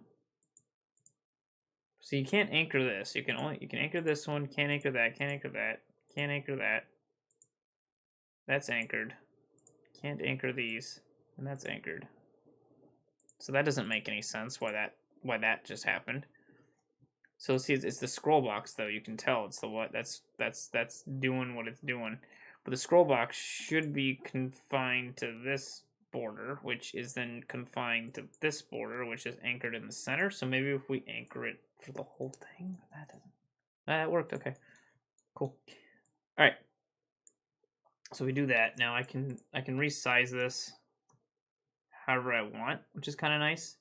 So it doesn't have to be that like 720 or whatever. And then what we do is we're going to leave it here for now, but I'm going to make it so that it's draggable at some point. So you can drag it around and then minimize it, close it, all that kind of stuff. But for now, we're just going to make it invisible, or hidden rather, to start with. And we're going to click on this command button, and we're going to say on released, we are going to grab that command thing, and we are going to set visibility to true. And I'm not going to do like a flip-flop with it right now, or add more, because I could do another thing I could do is I could actually create widget, I think. And so instead of and then we could tell it where to go, where to spawn when we create that widget. So instead of this, and tell it all sorts of stuff, like we tell what size we want it and all that. So we could do that actually, instead of having it like this, because that's probably a better thing. Actually, because we know what we want this with, so let's just do. We'll do 900 by 600. So when we return this set size, can we set desired size in viewport? Okay, here we go. So 900 by 600. So this will create multiple widgets then, essentially. Just kind of, you know, I guess that is something you can do. If I did command prompt, I could, you know, create multiple widgets if I want, or multiple command prompts. The thing is, we gotta tell it also where to go. So if we did like 70 by 180, maybe that's fine. Yeah. So then transform set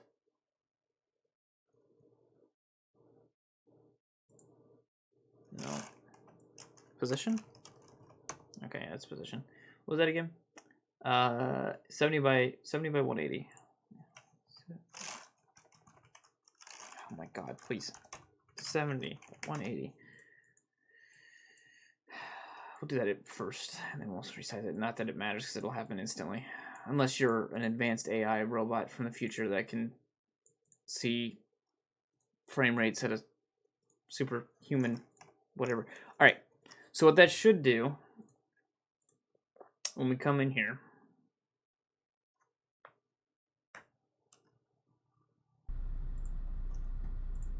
we log in, hit command, and nothing happens. Perfect. Fuck. It's probably creating them.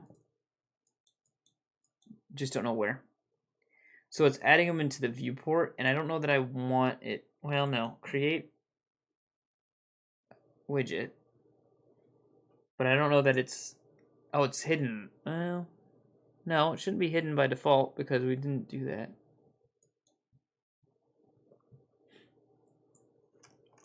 Do we bind it?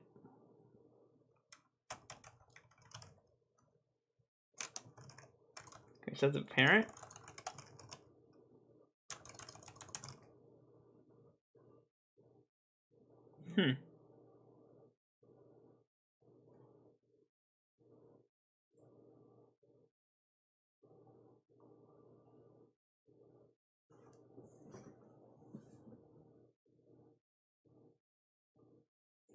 So this is in the viewport, but that's just the viewport. That's not the widget itself. We want to actually make this thing in the widget. So this probably doesn't help me. Okay, well, we'll just do this for now then, just so that for testing. I'll mess with creating it later on, but for now we'll just do this. It's visible. So shouldn't be visible. We click the button, it becomes visible. And then I should be able to actually already click in there and type stuff. Nothing will happen, but I should be able to at least do it. Command. Yeah. Test, here is thing. And obviously hitting enter does nothing right now. But it will eventually. And then also we want to, once you click something, we want to hide that as well. This obviously does nothing either, and we can't drag this around yet. And there's no, I want to put like a little, maybe have a you know, drop shadow and stuff as well at some point.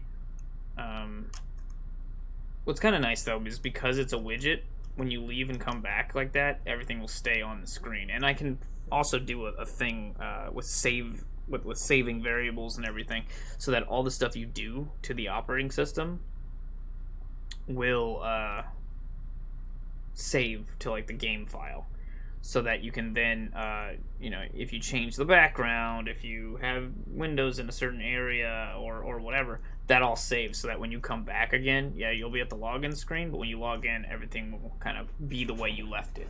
That's how I kind of want to do that. But yeah, so we do have this. We do have a thing where we can type.